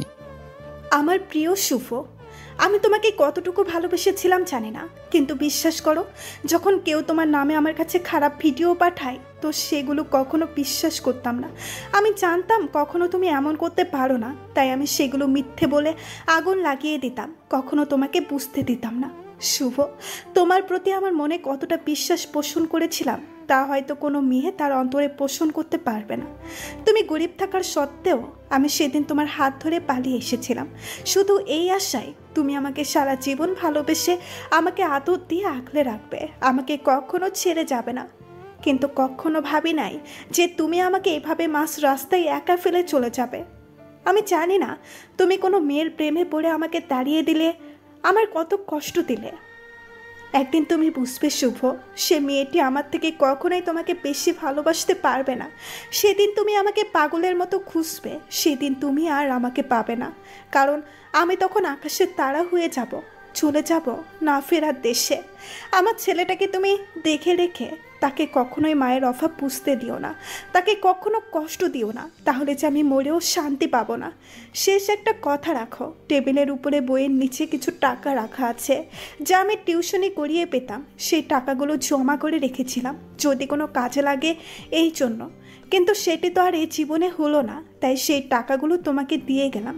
তুমি টাকাগুলো আমার আদনানের পেছনে খরচ করিও, খারাপ কাজে খরচ করিও না। পরিশেষে একটা কথাই বলতে চাই শুভ, ভালোবাসি, বড্ড বেশি ভালোবাসি তোমাকে। ইতি অভাগা মেয়ে আদিলা। আমি কাগজে লেখাগুলো পড়ে অজরে কাঁদতে থাকি আর বলি, কেন তুই চলে গেলি?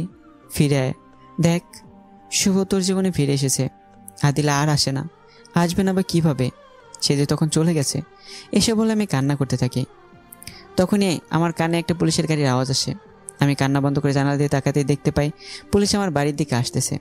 আমি তখন আমার ছেলে আদনানকে নিয়ে পিছনের দরজা দিয়ে পালিয়ে যাই। এবার বাস্তব জীবন। আমি সেখান থেকে পালিয়ে এসে আমি শহরে আশ্রয় নেই, আর আদিলের দেওয়া টাকা দিয়ে একটা রিক্সা ক্রয় করে সেটি দিয়ে আমার জীবনযাপন করতাম, আর আদিলাকে খুঁজে বেড়াতাম। খুঁজতে খুঁজতে আমার জীবনে 5টা বছর অতিবাহিত হয়ে যায়। হঠাৎ একদিন রাস্তায় রিক্সা চালাচ্ছি, তখনই মাথা করে সেন্সলেস হয়ে যায়। তখন আমার জ্ঞান ফিরে, তখন নিজেকে হাসপাতালে আবিষ্কার করি। পরে ডাক্তারের কাছে শুনতে পাই আমাকে মরণব্যাধি ক্যান্সার নামক রোগটা আক্রান্ত করেছে। ডাক্তার সেদিন বলেছিল আমি মাত্র অল্প কয়েকটা দিন বাঁচব। যখন ডাক্তারের মুখে এই কথা শুনি, তখন আমার মনে শুধু আদনানের জন্য চিন্তা হতে থাকে। যদি আমার কিছু হয়ে যায় তো আদনান থাকবে কার কাছে, কী খেয়ে বেঁচে থাকবে? তাই প্রত্যেক দিন রাতে আদনানকে জড়িয়ে কান্না করতাম। আর কি বলতাম জানো তানজিলা? যেদিন আদিলাকে পেয়েছি সেদিন যে কত খুশি হয়েছিলাম তা হয়তো বলে প্রকাশ করতে পারবো না। আমি সেদিন আমার করা অপরাধের ক্ষমা আদিলের কাছে চেয়ে নিতাম, কিন্তু বারবার বিবেকটাই বাধা দিছে আর বলেছে তুই কোন মুখে তার কাছে ক্ষমা চাইতে চাস? তুই সারা জীবন তাকে কষ্ট দিয়েলি, আবারও কি তাকে কষ্ট দিতে চাস? তুই আর বাঁচবি কয়দিন? যদি তার কাছে ক্ষমা চাইতে চাস আর সে যদি ক্ষমা করে আপন করে নেয়, তখন কি সে পারবে তোর মৃত্যু সহ্য করতে? তা কখনোই পারবে না। তাই আমি আর আদিলকে কষ্ট দিতে চাইনি, এই জন্য তার কাছে আমি মাফও চাইনি। তার মানে ঘটনার মূল কারণ হলাম আমি? আমার জন্যই তোমাদের এই অবস্থা? আমি তোমাকে এভাবে মরতে দিব না। আমি সমস্ত ঘটনা ম্যাডামকে বলবো। না তানজিলা, তুমি বলবে না, আমার কসম তোমার ওপর। না ভাইয়া, আমি তোমাকে মরতে দেব না, আমি বলবোই। তার মানে তুমি চাচ্ছ আমি তোমাদের জীবন থেকে সরে যাই? যদি এটা না চেয়ে থাকো তাহলে আর এই কথাগুলো আদিলাকে বলবে না, কথা দাও। তানজিলা শেষে হার মেনে নেয়। আমি ওকে 3 দিন পর কিছুটা মানসিকভাবে সুস্থ হয়ে তানজিলার সাথে অফিসে যাই। অফিসে যাওয়া মাত্রই ঠাস ঠাস করে গালে থাপড় পড়ল। এই কয়দিন কই ছিলি? তোর কাজ কি তোর বাপে এসে করবে? দেখ তো অফিসের কি অবস্থা হয়েছে, এক হাঁটু ময়লা জমেছে। আমি গালে হাত দিয়ে সেখান থেকে চলে এসে ঝাড়ু হাতে নিয়ে কাজ করতে থাকি। এদিকে আমার বলা ঘটনাগুলো তানজিলা আদিলাকে বলতে চেয়েছিল, কিন্তু যখন সে আমাকে চড় মারতে দেখে তখন সে আর বলার জন্য ইচ্ছে পোষণ করে না। কাকে বলবে সে? যে তারে আঘাত করে কষ্ট দেয় তাকে বলেই কী লাভ হবে? তার মনে তো কোনো ভালোবাসা নেই, আছে শুধু প্রতিশোধের আগুন। আমি কাজ করতে থাকি, তখনই ছোট দুটি হাত পিছন থেকে জড়িয়ে ধরে। কই ছিলে আব্বু এতদিন? আমি আম্মুর সাথে কথা বলি, তুমি এই জন্য আমার উপর রাগ করেছ? সেই জন্য তুমি আমাকে আদর করো না। আমি আর আম্মুর সাথে কখনো কথা বলবো না। আমি পিছিয়ে আদনানের অভিমানের কথা শুনে তাকে জড়িয়ে ধরে কেঁদে কেঁদে বলি, না বাবা, এমন কোনো কথা বলে না। আমি তোমার প্রতি রাগ করি নাই। তুমি তোমার আম্মুর সাথে কথা বলো দেখে আমি আরও অনেক খুশি হয়েছি। এখন থেকে তো শুধু তোমাকে তোমার আম্মুর সাথেই থাকতে হবে, কথা বলতে হবে। আমি তো আর বেশি দিন তোমাদের মাঝে থাকবো না। বাবা তুমি কোথায় যাবে? তুমি যদি একদিনের জন্য কোথাও যাও তাহলে আমিও চলে যাব অনেক দূরে। আদনানের কথা শুনে শক্ত হয়ে জড়িয়ে ধরে কাঁদতে থাকি আমি। এদিকে পিছিয়ে আদনান বলেই যাচ্ছে, বাবা তুমি কোথায় যাবে? বলো বাবা, বলো। আমি কিছুক্ষণ পর কান্না থামিয়ে, আব্বু তুমি তোমার আম্মুর কাছে যাও, এখানে দেখলে বকা দেবে। আদনান কান্না করে তার মায়ের কাছে চলে যেতেই, বাবা তুমি কান্না করছো কেন? কে মেরেছে বলো? আর স্কুল থেকে কখন আসলে? আমি স্কুল থেকে এই মাত্র আসলাম। আমার বন্ধু বলেছে আজকে নাকি আব্বুকে অফিসে আসতে দেখেছে, তাই আব্বুকে দেখার জন্য স্কুল থেকে এসে পড়েছি। অতবার পিছিয়ে আদনান তার মায়ের গলা ধরে, আম্মু আব্বু এখন আমার সাথে এমন করে কেন? একটুও আদর করে না। জানো মা, আব্বু আজও আমাকে জড়িয়ে ধরে কেঁদে কেঁদে বলল আব্বু নাকি আমাদের কাছে আর থাকবে না। মা কোথায় যাবে আব্বু? বলো মা, বলো কোথায় যাবে? আব্বু বারবার এমন কথা কেন বলে বলো মা? আম্মু আব্বু যদি একদিনের জন্য কোথাও যায় এবার, তাহলে আমি কখনো তোমার সাথে কথা বলবো না। আদিলা পিছিয়ে আদনানের কথা শুনে ভাবতে থাকে, কেন শুভ এমন কথা বলে? আমি তাকে কষ্ট দিছি বলে সে কি আবার আমাকে ছেড়ে চলে যাবে? আমি কি আবার আমার ভালোবাসার মানুষটিকে হারাবো? না, এ হতে পারে না। তাকে আবার হারাতে পারবো না। তোমার আব্বু কোথাও যাবে না, আমি কোথাও তাকে যেতে দিব না। সত্যি আব্বু কোথাও যাবে না? সত্যি কোথাও যাবে না। তুমি এবার স্কুলে চলে যাও। আচ্ছা। এই বলে সে আবার স্কুলে চলে যায়। এদিকে আদিলা পিয়নকে দিয়ে আমাকে তার কেবিনে ডাকে। ম্যাডাম আসবো? আসো, চেয়ারে বসো। সরি ম্যাডাম, এই চরিত্রহীন চেয়ারে বসলে চেয়ার অপবিত্র হয়ে যাবে। মেজাজ গরম করিস না, তোকে বসতে বলছি, বস। অতঃপর আমি একটা চেয়ার টেনে আদিলার সামনে বসি। তোকে কিছু প্রশ্ন করব, তার সঠিক উত্তর দিবি। যদি না দে? জানে তুই এই কথাই বলবি। যদি তুই তোর সন্তানের ভালো চাস, তোর ঠিকই উত্তর দিবি। সন্তানকে তোর এত কিছু শুনতে চাইনি আমি। আচ্ছা বলেন। তুই বারবার আদনানকে বলিস তুই আর আমাদের কাছে থাকবি না, তো কোথায় যাবি না কি নতুন কাউকে পেয়েছিস যা আমাকে দেওয়ার তোর সাইনের কথা ভুলে গেছিস? ম্যাডাম আমি কিছুই বলি নাই। আবার নতুন কাউকে?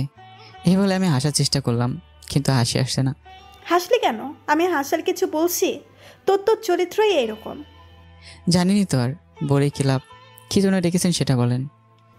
আচ্ছা তুই আদনানকে এমন কথা কেন বলস যে তুই আর আমাদের কাছে থাকবি না? বল, কই যাবি তুই? চলে যাবে কোচিন দেশে, যেখান থেকে আপনি আর আমাকে গাধার মতো কাজও করাতে পারবেন না, বা সেখান থেকে আর আমাকে নিয়ে আসতে পারবেন না, কারণ সেখানে আপনার কোনো ক্ষমতাই থাকবে না। আরেকটা কথা, তোকে যে আমি এত কষ্ট দিই, এত অপমান করি, তবুও তুই এখান থেকে যাস না কেন? নাকি সাইন করার সেই পেপারের ভয়ে? না ম্যাডাম, আমি এই জন্যই থাকি।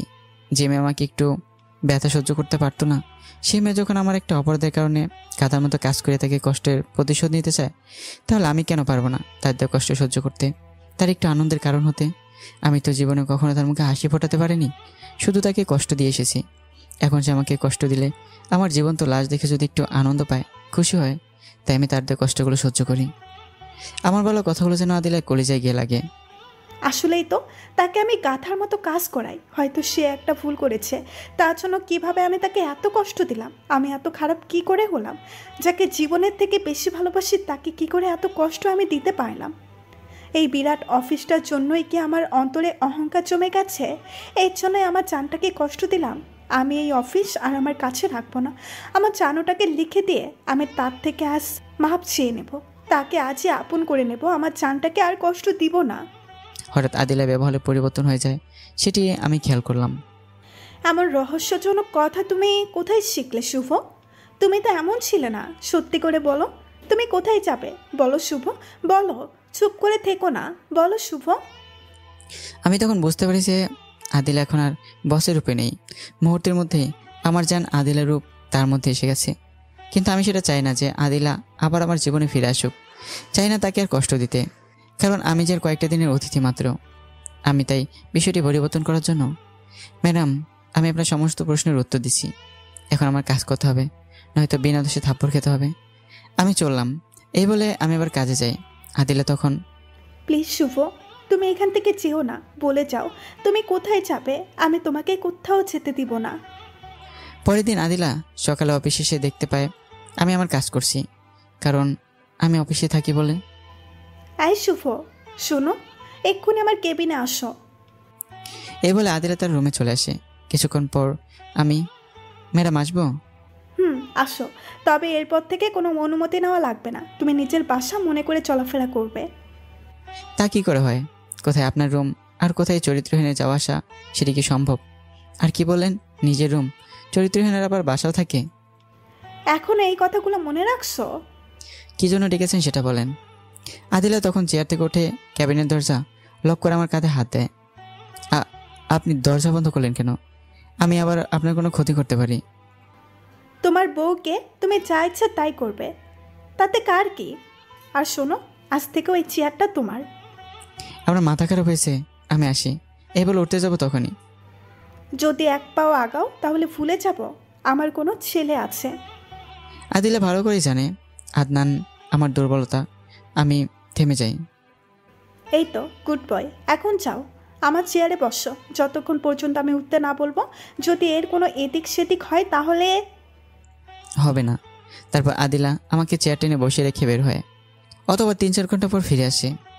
যাও ফ্রেশ হয়ে আসো, 3 থেকে 4 ঘন্টা বসে থেকে বোর হয়ে গেছো। অতঃপর আমি ফ্রেশ হতে চলে যাই।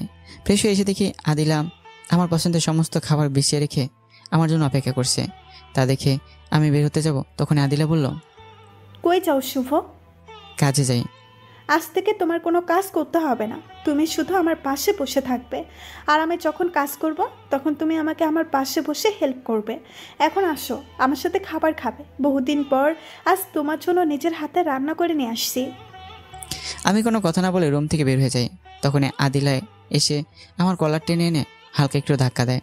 এতে আমার মাথাটা চেয়ারের সাথে ধাক্কা লাগে, যার কারণে আমার মাথাটা কিছু আঘাত লাগে, কিন্তু আমি সেটা আদিলাকে বুঝতে দেই না। তোর অনেক গিয়ার বেড়ে গেছে তাই না? তুই যখন কোনো অপরাধ করতে আমি উল্টো তোর কাছে মাপ চেয়ে রাগ ভাঙাতাম। এবার অপরাধটা বড় করেছিলি, তাই তোর প্রতি রাগ হয়েছিল। অনেক ভাবছিলাম তুই আমার কাছে মাপ চাইবি, কিন্তু তুই আমার কাছে ছোট হবি বলে আর মাপ চাইলি না। তাই তোকে কষ্ট দিয়ে তোর অপরাধ ক্ষমা করে আমি তোকে আমার ভালোবাসায় চলাতে চাইলাম, কিন্তু তুই বুঝেও তার না বোঝার ভান করে এড়িয়ে চলতেছিস। কি অপরাধ আমি করেছি যার জন্য আমাকে এইভাবে কষ্ট দিচ্ছিস? তোকে ভালোবাসে কি একটু সুখ পাবো না আমি? আমার জীবন থেকে তোকে বেশি ভালোবাসাটাই কি আমার ভুল? নাকি তোর জায়গায় অন্য কাউকে ভাবতে পারি না, এটাই আমার অপরাধ? আমি তোমার পা ধরছি শুভ, পেছনে যা কিছু হয়েছে তা ভুলে যাও। চলো আবার আমরা নতুনভাবে নতুন জীবন শুরু করি। আদিলার কথা শুনে আমার চিৎকার করে বলতে ইচ্ছা করছে, আমাকে ক্ষমা করে দাও। আমি তোকে বড্ড ভালোবাসি, আর কখনো তোমাকে কষ্ট দিব না, কখনো তোমাকে ছেড়েও যাব না। কিন্তু আমার বিবেকটা বাধা হয়ে দাঁড়ায়।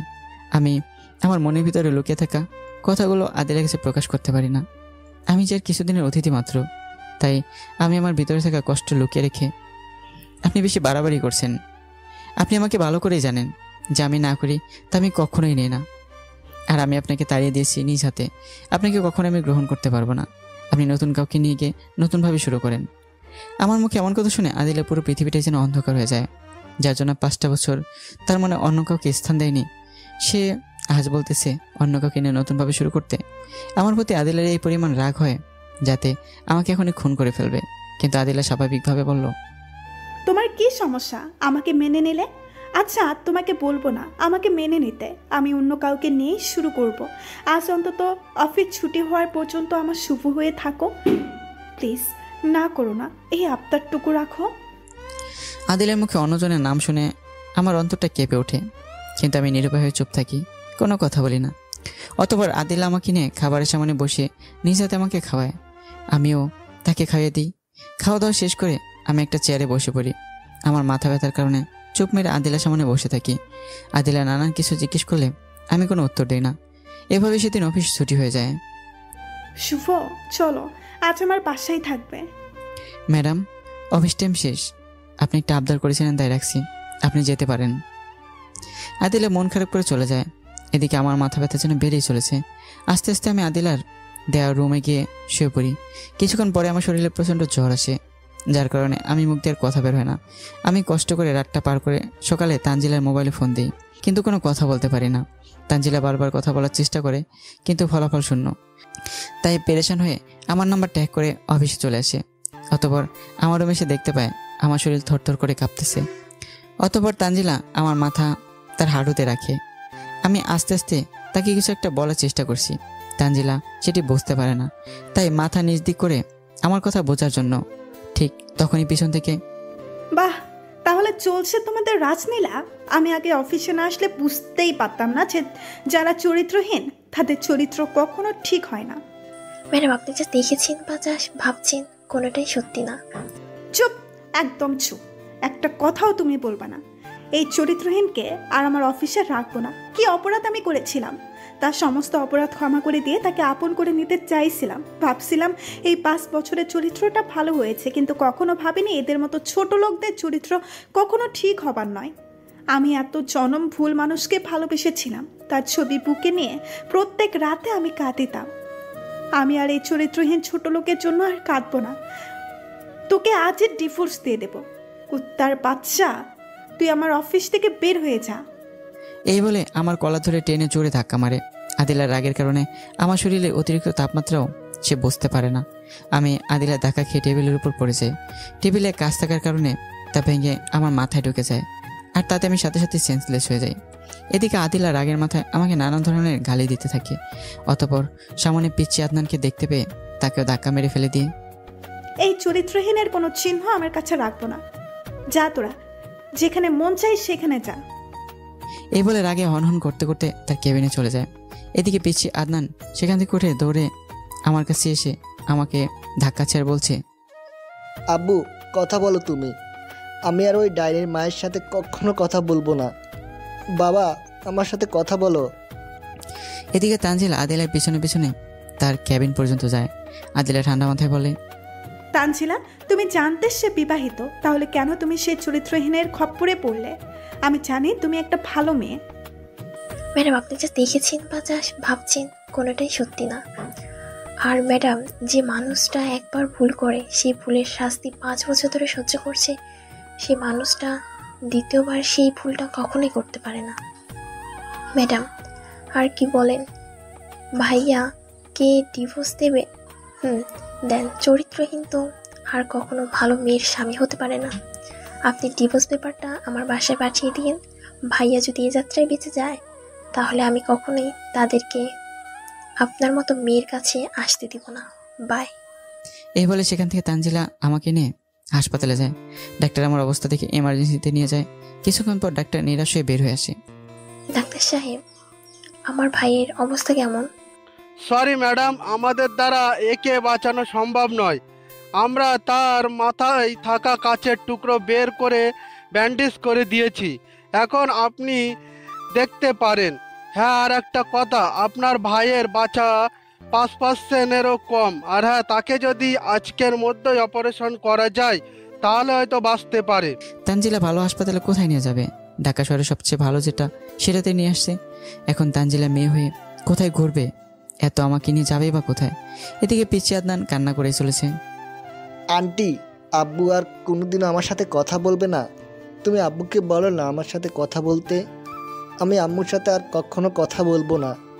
বলো না আন্টি, আব্বু যাতে আমার উপরে রাগ করে না থাকে, যেন আমার সাথে কথা বলে। বলো আন্টি, আব্বুকে বলো। তানজিলা কি করবে এখন? না পারছে পিচ্ছি আদনানকে কিছু বলে বুঝ দিতে, না পারছে আমাকে অন্য কোথাও নিয়ে যাওয়ার ব্যবস্থা করতে। তানজিলা তখন মাথায় হাত দিয়ে বেঞ্চের উপর বসে পড়ে। তখনই তানজিলা কারে কে যেন হাত দেয়। তানজিলা পিছন দিকে তাকিয়ে দেখে এদিকে আদিলার কানে তানজিলার শেষ কিছু কথা বারবার বাজতে থাকে। ভাইয়া যদি এই যাত্রায় বেঁচে যায়, তাহলে আমি তাদেরকে কখনো আপনার কাছে আসতে দিব না। আদিলা মনে মনে ভাবতে লাগলো, তানজিলা এমন কথা কেন বললো? এই যাত্রায় বেঁচে চাই মানে? তাহলে কি শুভর কিছু হয়েছে? আমি কি রাগের মাথায় কোনো ভুল করে ফেললাম? না, আর ভাবতে পারছি না। এই বলে মাথায় হাত দেয়। কিছুক্ষণ পর আদিলা কি যেন ভেবে মনে করে আমার রুমে গিয়ে চমকে ওঠে। তানজিলা ভাবতেই পারে না কোথায় নিয়ে যাবে আমাকে। ঢাকা সবচেয়ে ভালো হাসপাতালে যখন তার কাজ হলো না, তখন কি করবে, কোথায় নিয়ে যাবে কিছুই ভাবতে পারছে না। তখনই তানজিলা মাথায় হাত দিয়ে বেঞ্চের উপর বসে ভাবতে, আমি একা কোথায় নিয়ে যাব? নাকি ভাইয়া এভাবেই? না না না। এইসব ভাবতে থাকে। তখনই কে যেন পিছন থেকে তানজিলা ঘাড়ে হাত দেয়। তানজিলা মাথা তুলে পিছন ফিরে তাকিয়ে দেখতে পায় একটা মেয়ে দাঁড়িয়ে আছে। এভাবে বসে থাকলে তোমার ভাইকে বাঁচাতে পারবে? শুনলে না ডাক্তার কি বলেছে? যদি আজকের মতো অপারেশন করানো যায় তাহলে হয়তো বাঁচানো সম্ভব। আমি একা কি করব? কোথায় নিয়ে যাব? এখন কথা বলার সময় নয়। নাও তোমাদের ভিসা, তুমি এখনই তাকে সিঙ্গাপুর নিয়ে যাও। তানজিলা মেয়েটিকে জড়িয়ে ধরে বলে, তুমি কে আপু? আমার ভাইয়ের কঠিন দিনে তুমি ফেরেশতার মতো এসে সাহায্য করছো।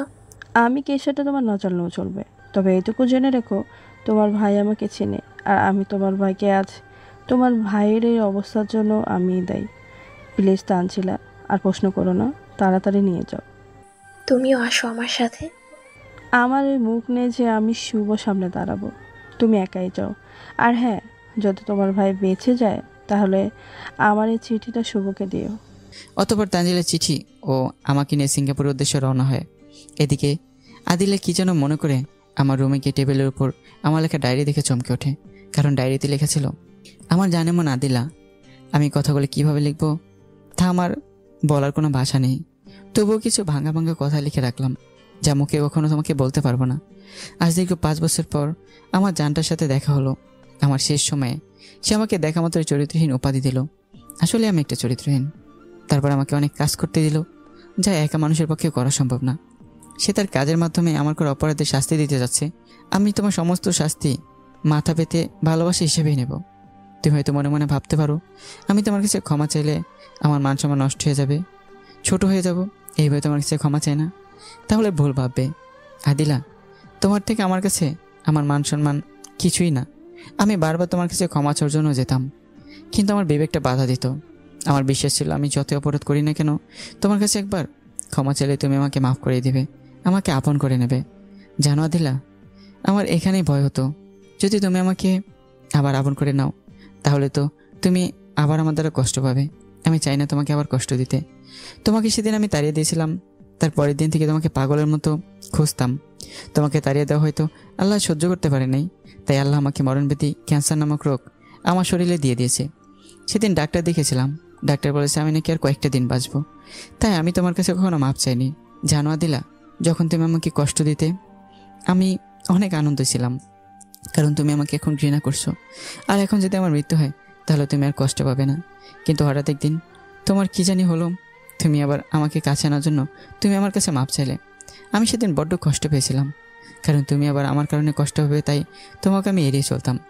আদিলা, আমি যে অপরাধগুলো করেছি তা হয়তো ক্ষমার যোগ্য, কিন্তু তোমার কাছে শেষ সময়ে তোমার হাত জোর করে ক্ষমা চাইছি। আদিলা, এই চরিত্রহীনটাকে ক্ষমা করে দিও। সারাটা জীবন তোমাকে আমার জন্য কাঁদতে হয়েছে। তোমার এই কষ্টগুলো মনে রেখো না, তাহলে আল্লাহ আমাকে মাফ করবে না। প্লিজ তুমি আমাকে মন থেকে ক্ষমা করে দিও। জানি না তুমি এই ডায়েরিটা কোনো দিন পাবে কি না। যদি আমি মরে যাওয়ার পর পাও এই ডায়েরিটা তোমার হাতে যায়, তাহলে তোমার কাছে একটা রিকোয়েস্ট, আমার আদনানকে কখনো কষ্ট দিও না, তাকে কখনো বাবার অভাবটা বুঝতে দিও না। দেখে রেখো আদিলা, সে আমাকে অনেক ভালোবাসে। যদি তাকে চরিত্রহীনের ছেলে বলে কষ্ট দাও তাহলে হয়তো আমি মরে গিয়েও শান্তি পাবো না। আবারও বলছি আদিলা, এই চরিত্রহীনটাকে ক্ষমা করো। এটি তোমার চরিত্রহীন স্বামী। ডায়েরিটা পড়ে শেষ হতেই হাত থেকে ডায়েরিটা পড়ে যায়। আদিলা কান্না করে। কেন তুই একটি বার আমাকে বললি না তোর ক্যান্সার হয়েছে? কেন? আমি কি এতটাই পর যা আমাকে বলা যেত না? আমি না হয় তোকে সেদিনের চরিত্রহীন বলেছি, তার জন্য তুই আমাকে এইভাবে শাস্তি দিবি? আমি তোকে না জেনে না বুঝে ভুল বুঝেছি, আমাকে ক্ষমা করে দে। আমি তোকে কখনোই মরতে দিব না শুভ। তুই মরে গেলে আমি কাকে নিয়ে বাঁচবো? এই বলে কান্না করতে করতে হাসপাতালে চলে আসে। ম্যাডাম, আপনি এখানে? আর কান্না করছেন কেন? কি হয়েছে? আমার শুভকে কেউ এখানে এনেছিল। কার কথা বলছেন? আদিলা মোবাইল থেকে আমার ফটো দেখায়। ডাক্তার মাথা নিচু করে বলে, এনেছিল, কিন্তু আমরা তার চিকিৎসা করতে পারি নাই। আমরা তাকে ফিরিয়ে দিয়েছি। কেন ফিরিয়ে দিয়েছেন আমার শুভকে? ভেঙে পড়বেন না, আমাদের দ্বারা তাকে বাঁচানো অসম্ভব ছিল, তাই আমরা তার চিকিৎসা করতে পারি নাই। আমরা যদি তার চিকিৎসা করতাম হতে পারত সে সারা জীবনের জন্য কোমায় চলে যেত, নতুবা তার স্মৃতিশক্তি চলে যেত, কারণ তার ক্যান্সারটা। বলার আগে আদিলা চিৎকার করে। এই বলে আদিলা সেন্সলেস হয়ে যায়। অতঃপর যখন তার জ্ঞান ফিরে তখন সামনে যাকে দেখে চমকে ওঠে। যখন আদিলা জ্ঞান ফিরে তখন তার সামনে তার বাবা মাকে বসা দেখতে পায়। মারে, তোর এত অভিমান, একটা বারও এই বুড়ো বুড়ির কথা মনে পড়লো না? তখন আমরা না হয় তোদের সম্পর্ক মেনে নেইনি, তার জন্য আমাদেরকে এভাবে পর করে চলে আসবি? একটা বারও আমাদের কথা ভাবলি না যে আমাদের কি হবে? তুই ছাড়া আমাদের কে আছে বল মা? আদিলা তার মাকে জড়িয়ে ধরে কেঁদে দেয়। আদিলার মা তখন আদিলাকে জড়িয়ে ধরে কপালে একটা চুমু দেয়। মা, আমাকে মাফ করে দাও। তখন আমার কাছে আমার ভালোবাসাকে পেতে পালিয়ে আসা ছাড়া আর কোনো রাস্তা ছিল না। আমাকে তোমরা ক্ষমা করে দাও, আর কখনো তোমাদের ছেড়ে যাব না। আচ্ছা মা, আমি এখানে আছি তোমরা কিভাবে জানলে? কে জানি ফোন দিয়ে বলল আপনার মেয়ে হাসপাতালে সেন্সলেস হয়ে পড়ে আছে। পরে আমরা তার কথা শুনে তোমার মা আর আমি ছুটে আসি। লোকটি কে ছিল জিজ্ঞেস করো নাই কিছু? কয়েকবার ফোন দিছি, বন্ধ বলছে, আর পরে ফোন দেয়নি। আমার মেয়ে তো পাইছি, তাই আর তার কথা মনে নেই। আদিলা তখন হঠাৎ করে আমার কথা মনে পড়ে, চিৎকার করে বলে, আমার শুভ কই? আমি শুভর কাছে যাব। তোর এত চিন্তা করতে হবে না, তুই এখন অসুস্থ, সুস্থ হ, তারপর তোকে নিয়ে যাব। আমি একদম সুস্থ, আমাকে নিয়ে চলো। কোথায় আছে আমার শুভ? জানো মা, আমি তাকে না বুঝে অনেক কষ্ট দিয়েছি। সে কি আমাকে মাফ করবে? যদি মাফ না করে তাহলে নিজেকে আমি ক্ষমা করতে পারবো না মা। আমি নিজেকে শেষ করে দিব। এমন কথা বলিস না মা, ধৈর্য ধর মা, সব কিছু ঠিক হয়ে যাবে। এখন চল জামাইয়ের কাছে যা। অতঃপর তারা সিঙ্গাপুরের উদ্দেশ্যে রওনা হয়। এদিকে তানজিলা পৌঁছে আমাকে নিয়ে হাসপাতালে আসে। সেখানে ডাক্তাররা আমার অবস্থা দেখে বড় বড় কয়েকজন ডাক্তার পরামর্শ করে আমার চিকিৎসা শুরু করে দেয়। তানজিলা বসে ভাবতে থাকে কি থেকে কি হয়ে গেল। কে সেই মেয়েটা? তখনই পিসি আদনানের কথা শুনে তানজিলা ধ্যান ভেঙে যায়। আন্টি, আমার আব্বুর কি হয়েছে? আমার আব্বু কি আমার সাথে আর কখনো কথা বলবে না? বলো না আন্টি, আমার আব্বুকে আমার সাথে কথা বলতে, আমার সাথে রাগ করে না থাকতে। আমি আর আম্মুর সাথে কখনো কথা বলবো না। আদনানের কথা শুনে তানজিলা কান্না করে দেয়। কি বলবে তাকে? কি হলো আন্টি, তুমি কান্না করছো কেন? তুমি আল্লাহর কাছে বলো, আল্লাহ যেন তোমার আব্বুকে তাড়াতাড়ি ভালো করে দেয়। তোমার আব্বু ভালো হলেই তোমার সাথে কথা বলবে। এভাবে তানজিলা পিসি আদনানের সাথে বসে বসে গল্প করছে। কিছুক্ষণ পরে হাসপাতালে আদিলা ও তার বাবা মা চলে আসে। আদনান সেটি দেখতে পেয়ে চিৎকার করে বলতে থাকে, আন্টি, তুমি ওনাকে তাড়িয়ে দাও, উনি আমার আব্বুকে মেরে ফেলবে। আন্টি, তুমি ওনাকে চলে যেতে বলো। এমন করে না, উনি তোমার মা হয়। না, উনি আমার মা নয়, আমার মা মরে গেছে। যে আমার বাবাকে মারে, কষ্ট দেয়, আমার বাবার থেকে আমাকে দূরে সরিয়ে দেয়, সে আমার মা কখনো হতে পারে না। তুমি ওনাকে চলে যেতে বলো আন্টি, চলে যেতে বলো। আদিলা তার ছেলের বুক ভরা অভিমানের কথা শুনতে পেয়ে আদনানকে জড়িয়ে ধরে বলে, বাবা, তুই আমাকে ক্ষমা করে দে। আমি অন্যায় করছি, আমাকে মাফ করে দে। আর কখনো তোর বাবাকে কষ্ট দিব না, তোকে কখনো তার থেকে আলাদা করব না। এইবারের মতো আমাকে মাফ করে দে। না, তুমি আমাকে বাবা ডাকবে না, তুমি আমার কিছুই না। তুমি আমাকে ছেড়ে দাও আর এখান থেকে চলে যাও। আদিলা তার ছেলের কথা শুনে শক্ত করে জড়িয়ে ধরে। এতে আদনান কিছুটা ঠান্ডা হয়। আস্তে আস্তে কান্না থামিয়ে আদিলা কোলে আদনান ঘুমিয়ে যায়। ম্যাডাম, দেখতে আসছেন ভাইয়া বেঁচে আছে না মরে গেছে? আপনার কাছে হাত জোর করে বলেছি, ভাইয়াকে আদনানের থেকে কেড়ে নিয়েন না। আমার চরিত্রহীন ভাইটাকে কখনো আপনি দেখবেন না। আমি তাকে আপনার দৃষ্টিসীমার বাহিরে পাঠাবো। প্লিজ, তবুও আপনি তাকে কিছু করিয়েন না। আমাকে ক্ষমা করে দাও, আমি বুঝতে পারি নাই। আমি তোমাকে না বুঝে অপবাদ দিছি। প্লিজ তানজিলা, ক্ষমা করে দাও। আমি তোমার পা। এ কী করছেন ম্যাডাম? যার কাছে ভুল করেছেন তার কাছে ক্ষমা চান। আমি কিছু মনে করিনি। আপনার জায়গা আমি থাকলেও হয়তো এমনটাই করতাম। তবে ম্যাডাম, রাগের মাথায় এমন কিছু করবেন না যার জন্য চিরজীবনের জন্য আফসোস করতে হয়। পরে তার আরও কিছুক্ষণ কথা বলে ডাক্তার বের হওয়ার অপেক্ষা করে। বেশ কিছুক্ষণ পর ডাক্তার বের হয়ে আসলে সবার ডাক্তারকে ঘিরে ধরে বলে, রুগীর কেমন অবস্থা? তাদের কথা শুনে ডাক্তার মুখটা কালো করে মাথা নিচু করে ফেলে। অপারেশন সাকসেস, তবে তবে কি ডাক্তার? দেখেন, ধৈর্য হারাবেন না। রোগী মাথায় যে আঘাত পেয়েছে হতে পারে, এর কারণে সে কোমায় চলে যেতে পারে, স্মৃতিশক্তিও হারাতে পারে। এখন আল্লাহ পাকের ইচ্ছা, আপনারা আল্লাহ পাকের কাছে দোয়া করতে থাকেন। আমরা কি এখন রুগীর সাথে সাক্ষাৎ করতে পারবো? না, রোগীর জ্ঞান না ফেরা পর্যন্ত দেখা সাক্ষাৎ করতে পারবেন না। রুগীর জ্ঞান কখন ফিরবে? যদি জ্ঞান ফিরে তো 72 ঘন্টার মধ্যেই ফিরবে, না হলে বলতে পারছি না তার জ্ঞান কখন ফিরবে, তা আল্লাহ পাকে ভালো জানেন। এই বলে ডাক্তার চলে যায়। ডাক্তারের কথা শুনে সকলের মাঝে হতাশার ছাপ দেখা যায়, বিশেষ করে আদিলার। অথবা সকলে মিলে নামাজ পড়ে আল্লাহর কাছে কান্নাকাটি করতে থাকে যেন আমি সুস্থ হয়ে যাই। দেখতে দেখতে 4 দিন চলে যায়, তবুও আমার জ্ঞান ফিরে না। এই 4 দিনে পিছিয়ে আদনান তার মায়ের কাছে যায়নি। শতবার ঢাকার পরেও আদিলা পারেনি তার ছোট্ট ছেলের অভিমান ভাঙাতে। সবসময় তানজিলার কাছেই ছিল, তার সাথে চলাফেরা করত। সে তার নানা নানির কাছেও যায়নি। অতঃপর তারা সকলে পুনরায় ডাক্তারের কাছে গিয়ে আমার জ্ঞান ফিরবে কিনা সেটা জিজ্ঞেস করতে যাবে, তখন একটি নার্স এসে বলে, আপনাদের মধ্যে আদনানকে? এই রোগী আদনানকে ডাকছে। নার্সের কথা শুনে সকলের মুখে আনন্দের ছাপ দেখা দেয়। তখন তানজিলা আদনানকে নিয়ে আমার কেবিনে আসে। আদনান দৌড়ে এসে আমাকে জড়িয়ে ধরে বলে, আব্বু, তুমি এতদিন আমার সাথে কেন কথা বলো নাই? আমি আম্মুর সাথে থাকি বলে? আমি আর কখনো আম্মুর সাথে কথা বলবো না। এরপরও যদি তুমি আমার সাথে কথা না বলো, তাহলে আমি অনেক দূরে চলে যাব, তোমাদের কারোর সাথে কথা বলবো না। আদনানের কথা শুনে এক হাতে আদনানকে শক্ত করে জড়িয়ে ধরে, না বাবা, এমন কোনো কথা তুমি আর বলবে না। আমি তোমার প্রতি রাগ করি নাই, আমি অসুস্থ ছিলাম তাই কথা বলতে পারিনি। আজ থেকে প্রত্যেক দিন বলবো, তোমাকে আদর করব, তোমাকে নিয়ে ঘুরতে যাব। আচ্ছা বাবা। তখনই তানজিলা, ভাইয়া, এখন কেমন লাগছে? ভালো, তোমার? আগে ভালো ছিলাম না, এখন আমার ভাইটাকে দেখে ভালো লাগতেছে। তোমার মুখে তো শুকনো দেখাচ্ছে কেন? কিছু খাওনি নাকি? যাও এক্ষুনি খেয়ে আসো।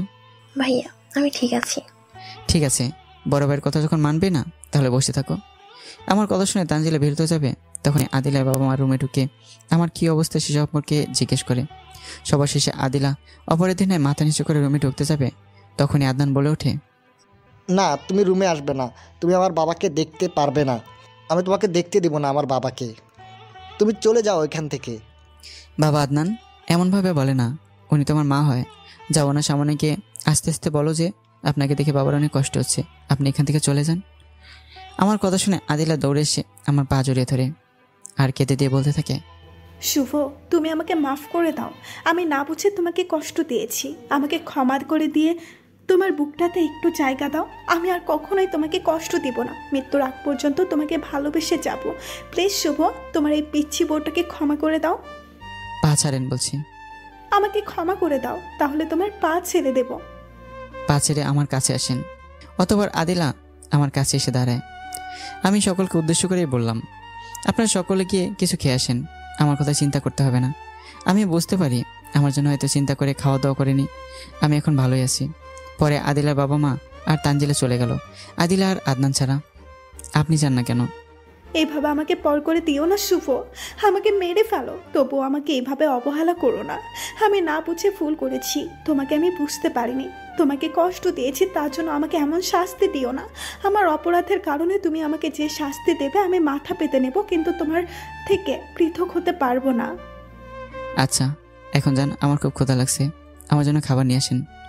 আদিলা তখন দৌড়ে চলে যায়। কিছুক্ষণ পর খাবার নিয়ে আসে, প্লেটটা আদনানের হাতে দেন। আদিলা প্লেট আদনানের হাতে দিল। আব্বু, তোমার আম্মুকে এগুলো খাওয়াই দাও। আদনান সেই খাবার তার মায়ের মুখে তুলে দেয়। আদিলা এক লোকমা মুখে নিয়ে আমাকে জড়িয়ে ধরে কেঁদে দেয়।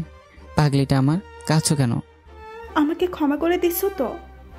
আমার পিচ্ছি বোটার উপর কি আমি অভিমান করে থাকতে পারি? আমি যে তাকে অনেক ভালোবাসি, কি করে তার কষ্ট সহ্য করবো আমি? তুমি আমাকে কচু ভালোবাসো। যদি আমাকে তুমি ভালোবাসতা তাহলে আমার কাছে তোমার এত বড় একটা রোগ গোপন করতে না। আমি চাইনি তোমাকে আবার কষ্ট দিতে, তাই বলিনি। তুমি কি মনে করেছিলে তুমি আমাকে ছেড়ে চলে গেলে আমি সুখে থাকতাম? তুমি বলো, আমাকে তোমাকে ছাড়া আমি কিভাবে সুখে থাকবো? তুমি যে আমার একমাত্র সুখ, আর কখনো এমন করবে না। বলো আমাকে, কথা দাও শুভ। আরেকবার যদি এমন করো তাহলে এবার আমি সত্যি দুনিয়া ছেড়ে চলে যাব, কারো বাধা মানবো না। আর কখনো এমন করবো না। আমার পাগলিটাকে সবসময় মনের কথা খুলে বলবো। এবার খুশি তো? এই বলে আমার বুকের উপর চুমু খায়। আচ্ছা আদিলা, তখন তুমি বললে আমি কিছু বললে সত্যি এবার তুমি দুনিয়া ছেড়ে চলে যাবে, তাহলে কি কখন আমার জন্য দুনিয়া ছাড়তে চেয়েছিলে? কি, কখন? আদিলা বলতে শুরু করে। সেই দিন যখন তুমি মাঝরাতে আমাকে ঘর থেকে বের করে দিয়েছিলে, তখন আমার মাথায় কোনো কাজ করছিল না। কোথায় যাব আমি, তাও একটা মেয়ে হয়ে? আমি তো বাড়ি যেতে পারবো না, কারণ সেখান থেকে যে তোমার হাত ধরে পালিয়ে এসেছি। সেই দিন যদি আমি বাড়িতে যেতাম তাহলে তুমি আমার মা বাবার চোখে খারাপ হয়ে যেতে। আমি চাইনি তোমাকে তাদের চোখে খারাপ বানাতে। তুমি খারাপ হলেও আমার, ভালো হলেও আমার। তাই সেদিন কোনো রাস্তায় না, তোমার রুমে চিঠিটা দিয়ে মরার জন্য আজ রাস্তায় দাঁড়িয়ে থাকি। হঠাৎ একটা গাড়ি আসে, তখন আমি মাঝ রাস্তায় চোখ বন্ধ করে শুয়ে পড়ি। কিছুক্ষণ পরে আমি খেয়াল করি যে আমি এখনো বেঁচে আছি, আমার উপর দিয়ে গাড়ি যায়নি। পরে চোখ খুলে তাকাতেই দেখতে পাই আমার সামনে অপরিচিত বাবার বয়সী লোক রাগি চোখে দাঁড়িয়ে আছে। লোকটাকে দেখে উঠে যাই, তখন ঠাস ঠাস করে দুইটা চড় মেরে আমাকে মরার কারণ জিজ্ঞাসা করে। আমি শুরু থেকে শেষ পর্যন্ত বলি। পরে লোকটি, মা তুই যদি কিছু মনে না করিস তাহলে তোকে আমি আমার মেয়ে বানিয়ে নিয়ে যাব। তোকে মরতে হবে না, আবার নতুন করে শুরু করবি। যাবি কি আমার সাথে? জানিস মা, তোর মতোই আমার একটা মেয়ে ছিল। সে একটা ছেলেকে অনেক ভালোবাসতো, কিন্তু ছেলেটা তাকে ধোঁকা দেয়। আমার সরল সোজা মেয়েটি সেই ধোঁকা সহ্য করতে না পেরে আত্মহত্যা করে।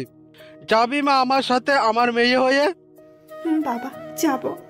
কি বললি? আর একবার ডাক মা। বাবা আমি তোমার সাথে যাব। অতঃপর বাবা আমাকে নিয়ে ঢাকায় নিয়ে আসে, বড় একটা বাড়ির সামনে আনে। বাবা, এটা কার বাসা? মা, এটা আজ থেকে তোর বাসা। তুই এখানে থাকবি আর আমার অফিসের দেখাশোনা করবি। কি বললে বাবা? আমি এগুলো একা পারবো না। তোকে একা কে পারতে বলেছে? আমি আছি না। পরে আস্তে আস্তে আমি বাবার অফিসের সমস্ত কাজ শিখে ফেললাম। তখন বাবা আমার হাতে এই অফিসের দায়িত্ব দিয়ে দেয়। এইভাবেই আমার নতুন জীবন শুরু হয়। কিন্তু বিশ্বাস করো, তোমাকে যতবারই বলার চেষ্টা করছি ততবারই তোমার এক একটা স্মৃতি আমাকে তোমার মায়ায় জড়িয়ে তোমাকে ভুলতে দেয়নি। তাই প্রত্যেক দিন রাতে তোমার ছবি বুকে নিয়ে কান্না করতাম। কোনোদিন তুমি আমার বুকে ফিরে আসবে, আমাকে বলবে, আদিল আমি ভুল করেছি, আমাকে তুমি ক্ষমা করে দাও। আমাকে আবার একটু তোমাকে ভালোবাসার সুযোগ দাও, এই বলে কান্না করতাম। তখন বাবা এসে আমাকে সান্ত্বনা দিত, কিন্তু সেটিও আর বেশি দিন থাকেনি। হঠাৎ একদিন বাবার হার্ট অ্যাটাক হয়, তখনই তিনি মারা যায়। এরপরে আমি একা হয়ে যাই, প্রতিনিয়ত তোমাকে খুঁজতে থাকি। আমি তোমাকে অনেক কষ্ট দিয়ে ফেলেছি, তাই না? আমাকে তুমি মাফ করে দাও। তোমার সমস্ত অপরাধ আমি মাফ করে দিচ্ছি, আমাকেও তুমি মাফ করে দাও। আর কখনো আমাকে ছেড়ে যেও না। আর কখনো ছেড়ে যাব না, মরার আগ পর্যন্ত তোমাকে ভালোবেসে যাব। তখন আদিল আমাকে শক্ত করে জড়িয়ে ধরে। আব্বু, উনি তোমাকে জড়িয়ে ধরেছি কেন? ছেড়ে দিতে বলো, না হলে কিন্তু আমি তোমার সাথে কথা বলবো না। বাবা, সে তোমার মা, আমাকে তো জড়িয়ে ধরবেই। না, ইনি আমার মা না। যে তোমাকে আমার সামনে কষ্ট দেয় সে কখনো আমার মা হতে পারে না। ইনিকে চলে যেতে বলো, আমি আমার জন্য আরেকটা মা নিয়ে আসবো। আদিলা, যাও, তোমার ছেলের অভিমান ভেঙে তারপর আসো। আদিলা আমাকে ছেড়ে আদনানের কাছে যায়, গিয়ে তার সামনে কান ধরে ক্ষমা চায়। না, আমি তোমাকে মাফ করব না। শুভ, তোমার ছেলেকে বলো যেন আমাকে মাফ করে। সে কখনোই আমার কথা শুনবে না, তুমি বললে আমাকে মাফ করবে। আব্বু, তুমি তোমার আম্মুকে মাফ করে দাও। আচ্ছা, এবার মতো মাফ করলাম, বাবা বললো বলে। তারপর আদিল আদনানকে জড়িয়ে ধরে কপালে একটা চুমু দিয়ে মনে মনে বলে, শালার বাবাটা যেমন জেদি, ছেলেটারও বানাইছে জেদি। আমি কি করব এই দুইটারে?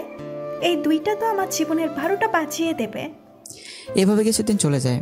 আমাকেও ডাক্তাররা রিলিজ দেয়। তারা সকলে আমাকে নিয়ে সিঙ্গাপুর থেকে ঢাকায় চলে আসে। চলো সবাই আমাদের বাসায়। চল মা, যাবি না নাকি অভিমান করে থাকবি? না, চলো। আপনারা যান, আমি যেতে পারবো। আমার 2 দিন পর হবু স্বামী আসবে আমাকে নিতে, তোমরাও যাও। আর এই নাও একটা চিঠি। কিসের চিঠি আর কে দিছে? জানি না ভাইয়া, মেয়েটাকে চিনি না। সেই মেয়ে তোমাকে সিঙ্গাপুর নিয়ে যাওয়ার ব্যবস্থা করেছে। তার মানে আদিল আমাকে সেখানে নিয়ে যায়নি, নিয়ে গেছে অন্য কেউ। ম্যাডাম তো পড়ে গেছে। আমি চিঠি খুলে পড়তে থাকি। আমি তোমার কাছে কিভাবে ক্ষমা চাইবো সেটা হয়তো জানি না, আর কিবা করলেই তুমি আমাকে ক্ষমা করবে আমি জানি না। আমি যে অপরাধ করেছি তার হয়তো ক্ষমা নেই, কিন্তু তোমার কাছে বড় একটা আশা নিয়ে ক্ষমা চাচ্ছি যে তুমি আমাকে মাফ করে দিবে। শুভ, এই খারাপ মেয়েটাকে মাফ করে দিও। আমি তোমার পা ধরেই ক্ষমা চাইতাম, কিন্তু যে অপরাধ আমি করেছি তার জন্য তোমার সামনে যেতে আমার লজ্জা করে। শুভ, তুমি আমাকে মাফ না করো তাহলে হয়তো আল্লাহ আমাকে মাফ করবে না, আমি মরলেও শান্তি পাবো না। আমি তোমার কাছে হাত জোর করে ক্ষমা চাচ্ছি, তুমি আমাকে মাফ করে দাও।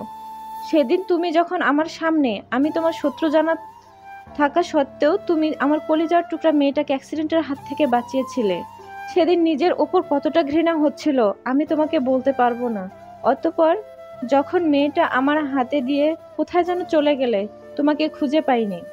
সেদিনের পর থেকে তোমার কাছে ক্ষমা চাওয়ার জন্য তোমাকে পাগলের মতো খুঁজে বেড়াতাম, কোথাও তোমার সন্ধান পেতাম না। হঠাৎ একদিন তোমাকে হাসপাতালে দেখতে পাই, কিসের জন্য যেন এসেছিলে। তুমি চলে যাওয়ার পর আমি ডাক্তারের থেকে জানতে পারি তোমার ক্যান্সার, বাঁচার সম্ভাবনা খুব কম। সেদিনই আমি তোমার জন্য সিঙ্গাপুরের টিকিট কাটি, তোমাকে সেখানে নিয়ে তোমার চিকিৎসা করাবো বলে। অতঃপর ডাক্তারের থেকে এসে তোমাকে ফলো করে তোমার ঠিকানা জেনে নেই। বিশ্বাস করো, আমি তোমার সমস্যার কথা আদিলাকে বলতে চেয়েছিলাম, কিন্তু কিছু সমস্যার কারণে আসতে পারি নাই। সেই দিন তোমার কথা আদিলাকে বলতে এসেছিলাম, কিন্তু তখন দেখেছি তোমাকে হাসপাতালে নিয়ে যাচ্ছে, তাই আর বলা হয়ে ওঠেনি। পরে আমি হাসপাতালে যাই। আমি এতটুকু একটা কাজ করেছি শুধু তোমার কাছ থেকে ক্ষমা পাওয়ার আশায়। আমাকে মাফ করে দিও শুভ। ইতি, খারাপ মেয়ে তানিয়া। তানিয়ার মেয়েকে আমি কিভাবে বাঁচিয়েছিলাম একটু পিছন থেকে ঘুরে আসি। একদিন আমি একটা হাসপাতালে যাই আমার এক বন্ধুর জন্য ওষুধ কিনতে। সেখানে গিয়ে দেখতে পাই তানিয়া ডাক্তারকে কেঁদে কেঁদে কি যেন বলছে। আপনার যত টাকা লাগে আপনি নেন, তবুও আমার মেয়েটাকে বাঁচান, যেভাবেই হোক রক্ত জোগাড় করেন। আমরা চেষ্টা করতেছি, কিন্তু ম্যাডাম এই মুহূর্তে আমাদের কাছে এই রক্ত নাই। অন্য জায়গায় খোঁজ নিয়েছি, তারাও না করছে। অন্তত 2 ব্যাগ রক্ত শরীরে দিতেই হবে। পারলে আপনিও চেষ্টা করেন, না হলে আমাদের কিছুই করার নেই। আমরা চেষ্টা করতেছি, আরও করব। আপনিও চেষ্টা করেন যত তাড়াতাড়ি পারেন। এই বলে একটা চলে আসে।